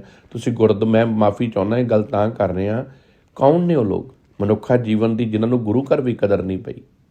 ਸਾਹਿਬ ਕਹਿੰਦੇ ਇਸ ਮਨੁੱਖਾ ਜੀਵਨ ਦੀ ਸਮਝ ਰੱਖ, ਸੰਭਾਲ ਇਸ ਮਨੁੱਖਾ ਜੀਵਨ ਨੂੰ, ਕਿਉਂਕਿ ਮਨੁੱਖਾ ਜੀਵਨ ਦੇ ਵਿੱਚ ਆ ਕੇ ਹੀ ਪ੍ਰਮਾਤਮਾ ਨੂੰ ਧਿਆਇਆ ਜਾ ਸਕਦਾ ਹੈ। ਪਰ ਮਨੁੱਖ ਇੱਕ ਦੌੜ 'ਚ ਲੱਗਾ ਹੈ, ਐਸੀ ਦੌੜ 'ਚ ਲੱਗਾ ਹੈ ਜਿਹੜੀ ਮੁੱਕਣ ਵਾਲੀ ਹੈ ਹੀ ਨਹੀਂ। ਨਾ ਕਦੀ ਮੁੱਕੀ ਹੈ, ਨਾ ਕਦੀ ਮੁੱਕਣੀ ਹੈ। ਇਹਦੇ ਵਿੱਚੋਂ ਸ਼ਾਂਤੀ ਕਿੱਥੋਂ ਲੱਭੂਗੀ? ਪੀਸ ਆਫ ਮਾਈਂਡ ਕਿੱਥੋਂ ਲੱਭੂਗਾ? ਅੱਜ ਦੇ ਜਿਹੜੇ ਅੰਕੜੇ ਨੇ ਨਾ, ਤੁਸੀਂ ਯਕੀਨ ਕਰਿਓ, 13 ਸਾਲ ਤੋਂ ਲੈ ਕੇ 20 ਸਾਲ ਤੱਕ ਦੇ ਬੱਚੇ ਡਿਪਰੈਸ਼ਨ ਦੇ ਵਿੱਚ ਜਾ ਚੁੱਕੇ ਆ। 20 ਸਾਲ ਤੋਂ ਲੈ ਕੇ 35 ਸਾਲ ਦੇ ਬੱਚੇ ਫਰਸਟ੍ਰੇਸ਼ਨ ਦੇ ਵਿੱਚ ਆ। ਇਸ ਕਿਉਂ ਹੋ ਰਿਹਾ ਸਭ ਕੁਝ? ਕਿਉਂਕਿ ਮਨੁੱਖ ਇੱਕ ਐਸੀ ਦੌੜ ਦੇ ਵਿੱਚ ਅਸੀਂ ਆਪਣੇ ਬੱਚਿਆਂ ਨੂੰ ਛੱਡ ਦਿੱਤਾ ਹੈ, ਜਿਸ ਦੌੜ ਦੇ ਵਿੱਚ ਅੰਤਰ ਆਤਮੇ ਦੀ ਸ਼ਾਂਤੀ ਨਹੀਂ, ਪਦਾਰਥ ਦੀ ਦੌੜ ਆ। ਇਸ ਦੌੜ ਦੇ ਵਿੱਚ ਵਿਰਲੇ ਮਾਂ-ਬਾਪ ਨੇ ਜਿਨ੍ਹਾਂ ਨੇ ਆਪਣੇ ਬੱਚਿਆਂ ਨੂੰ ਜੀਵਨ ਜਾਚ ਸਿਖਾਈ ਹੈ। ਮੈਂ ਕਈ ਵਾਰੀ ਕਹਿੰਦਾ ਹੈ, ਆਪਣੇ ਬੱਚਿਆਂ ਨੂੰ ਇਹ ਨਾ ਸਿਖਾਓ ਕਿ ਪੈਸਾ ਕਿਵੇਂ ਕਮਾਉਣਾ ਹੈ, ਆਪਣੇ ਬੱਚਿਆਂ ਨੂੰ ਇਹ ਸਿਖਾਓ ਕਿ ਇੱਕ ਚੰਗਾ ਜੀਵਨ ਕਿਵੇਂ ਕਮਾਉਣਾ ਹੈ। ਜਿੱਦਣ ਤੁਸੀਂ ਆਪਣੇ ਬੱਚਿਆਂ ਨੂੰ ਇੱਕ ਚੰਗਾ ਜੀਵਨ ਕਮਾਉਣ ਦੀ ਸਿੱਖਿਆ ਦੇਣ ਲੱਗ ਪਏ ਨਾ, ਪੈਸੇ ਆਪਣੇ ਆਪ ਉਹਨਾਂ ਨੇ ਕਮਾ ਲੈਣੇ ਆ। ਜ਼ਿੰਦਗੀ ਜਿਉਣੀ ਕਿਵੇਂ ਹੈ, ਕਿਵੇਂ ਜ਼ਿੰਦਗੀ ਨੂੰ ਆਨੰਦਿਤ ਜੀਵਨ ਜਿਉਣਾ ਹੈ, ਕਿਵੇਂ ਜੀਵਨ ਦੇ ਵਿੱਚ ਪਵਿੱਤਰਤਾ ਰੱਖਣੀ ਹੈ ਕਿ ਸੁਣ ਤੇ ਪੁਨੀਤ, ਕਹਿ ਤੇ ਪਵਿੱਤ ਵਾਲੇ ਰਸਤੇ 'ਤੇ ਤੁਰਿਆ ਜਾਵੇ। ਇਹ ਮਾਂ-ਬਾਪ ਦਾ ਫਰਜ਼ ਆ। ਅਸੀਂ ਆਪ ਤੇ ਆਪਣਾ ਮਨੁੱਖਾ ਜੀਵਨ ਸੰਭਿਆ ਨਹੀਂ, ਆਪ ਤੇ ਅਸੀਂ ਘੰਟਿਆਂ ਬੱਧੀ ਇਸ ਮਨੁੱਖਾ ਜੀਵਨ ਦੀ ਬਰਬਾਦੀ ਕਰ ਰਹੇ ਹਾਂ। ਮਨੁੱਖ ਕੋਲ ਦੁਨੀਆ ਦੇ ਹਰ ਕੰਮ ਵਾਸਤੇ ਟਾਈਮ ਆ, ਘੰਟਿਆਂ ਬੱਧੀ ਈਰਖਾ ਕਰਨ ਦਾ ਟਾਈਮ ਆ। ਤੁਸੀਂ ਕਦੀ ਖਿਆਲ ਕਰਨਾ, ਕਿਸੇ ਦੇ ਘਰ ਅਸੀਂ ਜਾਂਦੇ ਹਾਂ ਨਾ, ਅਸੀਂ ਪਹਿਲਾਂ ਡਰਾਇੰਗ ਰੂਮ 'ਚ ਬੈਠ ਕੇ ਘੰਟਿਆਂ ਬੱਧੀ ਗੱਲਾਂ ਕਰਦੇ ਹਾਂ। ਫਿਰ ਜਦੋਂ ਸਾਨੂੰ ਉਹ ਤੋਰਨ ਆਉਂਦਾ ਨਾ ਦਰਵਾਜ਼ੇ 'ਤੇ, ਫਿਰ ਅਸੀਂ ਉੱਥੇ ਘੰਟਿਆਂ ਬੱਧੀ ਗੱਲ ਕਰਦੇ ਹਾਂ। ਉਦੋਂ ਇਹਨੂੰ ਕਹਿ ਦਿਓ ਨਾ ਕਿਤੇ, ਆਓ ਭਾਈ ਸਾਹਿਬ ਜੀ ਨਿਤਨੇਮ ਕਰੀਏ, ਕੋਈ ਰਹਿਰਾਸ ਸਾਹਿਬ ਦਾ, ਨਹੀਂ ਮੈਂ ਜਾਣਾ, ਮੈਨੂੰ ਬੜਾ ਜ਼ਰੂਰੀ ਕੰਮ ਆ। ਪਤਾ ਨਹੀਂ ਉਦੋਂ ਕਿਉਂ ਕੰਮ ਚੇਤੇ ਆ ਜਾਂਦੇ ਆ। ਜੇ ਬਹਿਣਾ ਹੋਵੇ ਗੁਰੂ ਦੇ ਕੋਲ, ਉਦੋਂ ਸਾਡੇ ਕੋਲ ਟਾਈਮ ਨਹੀਂ। ਗੁਰਦੁਆਰਿਆਂ ਦੇ ਬਾਹਰ ਭੀੜਾਂ 'ਚ ਖਲੋ ਕੇ ਘੰਟਿਆਂ ਬੱਧੀ ਟਾਈਮ ਬਰਬਾਦ ਕਰਦੇ ਹਾਂ। ਪਤਾ ਕਿਉਂ? ਕਿਉਂਕਿ ਅਸੀਂ ਮਨ ਦੀਆਂ ਵਾਸ਼ਨਾਵਾਂ ਦੇ ਪਿੱਛੇ ਤੁਰੇ ਹਾਂ। ਬਾਬਾ ਕਬੀਰ ਜੀ ਕਹਿੰਦੇ, ਇਸ ਮਨੁੱਖਾ ਜੀਵਨ ਦੀ ਕਦਰ ਕਰ, ਆਪਣੇ ਆਪ ਨੂੰ ਸੰਭਾਲੀਏ। ਕਿਸੇ ਨੇ ਬਾਂਹ ਨਹੀਂ ਸਾਡੀ ਫੜਨੀ ਸਿਵਾਏ ਗੁਰੂ ਤੋਂ। ਗੁਰੂ ਦੇ ਹੁਕਮ 'ਤੇ ਤੁਰੀਏ, ਆਪਣੇ ਜੀਵਨ ਨੂੰ ਸੰਵਾਰੀਏ, ਆਪਣੀ ਆਤਮਾ ਨੂੰ ਨਿਰਮਲ ਕਰੀਏ, ਆਪਣੇ ਮਨ ਨੂੰ ਨਿਰਮਲ ਕਰੀਏ, ਆਪਣੇ ਅੰਦਰ ਨੂੰ ਇੰਨਾ ਪਵਿੱਤਰ ਧੋ ਲਈਏ ਕਿ ਇਸ ਘਰ ਦੇ ਵਿੱਚ ਆਪ ਗੁਰੂ ਜੀ ਦੀ ਬਾਣੀ ਇਹ ਬਚਨ ਕਹਿੰਦੀ ਹੈ, ਨਸ ਵੰਜੋ ਕਿਲ ਵੇਖੋ ਕਰਤਾ ਕਰ ਆਇਆ। ਇਸ ਮਨ ਵਿੱਚੋਂ ਵਿਕਾਰਾਂ ਨੂੰ ਦੜਾ ਦੇਣਾ ਹੈ, ਕਿਉਂਕਿ ਇਸ ਘਰ ਦਾ ਮਾਲਕ ਕਰਤਾ ਬੜਾ ਸਾਜ ਨਿਵਾਜ ਕੇ ਇਸ ਘਰ ਵਿੱਚ ਲੈ ਕੇ ਆਉਣਾ ਹੈ, ਕਿਉਂਕਿ ਇਸ ਸਰੀਰ ਦਾ ਮਾਲਕ ਪਰਮਾਤਮਾ ਹੈ। ਅਸੀਂ ਇਹਨੂੰ ਬਾਹਰ ਕੱਢਿਆ, ਵਿਕਾਰ ਅੰਦਰ ਰੱਖੇ ਆ, ਵਿਕਾਰਾਂ ਨੂੰ ਬਾਹਰ ਕੱਢਣਾ ਹੈ, ਰੱਬ ਨੂੰ ਅੰਦਰ ਲੈ ਕੇ ਆਉਣਾ ਹੈ। ਅੱਖਾਂ ਰੱਬ ਦੀਆਂ ਬਣ ਜਾਣ, ਕੰਨ ਰੱਬ ਨੂੰ ਸੁਣਨ ਲੱਗ ਪੈਣ, ਜੀਵ ਰੱਬ ਕਰਨ ਲੱਗ ਪਵੇ, ਸੁਰਤ ਰੱਬ ਕਰਨ ਲੱਗ ਪਵੇ, ਫਿਰ ਜ਼ਰੂਰ ਬਾਬਾ ਕਬੀਰ ਜੀ ਦੇ ਬਚਨਾਂ ਦੇ ਮੁਤਾਬਕ ਆਪ ਸਵਾਰੇ ਮੈਂ ਮਿਲੇ। ਬਾਬਾ ਫਰੀਦ ਜੀ ਕਹਿੰਦੇ, ਆਪ ਸਵਾਰੇ ਮੈਂ ਮਿਲਿਆ ਸੁਖ ਹੋਏ, ਫਰੀਦਾ ਜੇ ਤੂੰ ਮੇਰਾ ਹੋਏ ਰਹੇ ਤਾਂ ਸਭ ਜਗ ਤੇਰਾ ਹੋਏ। ਸੋ ਅੱਜ ਦੇ ਬਚਨ ਬਾਬਾ ਕਬੀਰ ਜੀ ਦੇ। ਬਾਬਾ ਕਬੀਰ ਜੀ ਕਹਿੰਦੇ, ਜਿਵੇਂ ਇਹ ਮਨੁੱਖਾ ਜੀਵਨ ਇੰਨਾ ਕਮਾ ਲਿਆ, ਇਹਨੂੰ ਸੱਚ ਦੇ ਰਾਹ 'ਤੇ ਜੋੜ, ਆਪਣੀਆਂ ਆਦਤਾਂ ਨੂੰ ਬਦਲੀਏ, ਆਪਣੇ ਆਪ ਨੂੰ ਸੰਭਾਲੀਏ, ਤਾਂ ਹੀ ਹੋਣਗੇ ਲੋਕ ਸੁਖੀਏ, ਪਰਲੋਕ ਸੁਹੇਲੇ, ਨਾਨਕ ਕਰ ਪ੍ਰਭਾਤੇ ਮੇਲੇ। ਭੁੱਲ ਗਲਤੀ ਦੀ ਖਿਮਾ। ਵਾਹਿਗੁਰੂ ਜੀ ਕਾ ਖਾਲਸਾ, ਵਾਹਿਗੁਰੂ ਜੀ ਕੀ ਫਤਿਹ।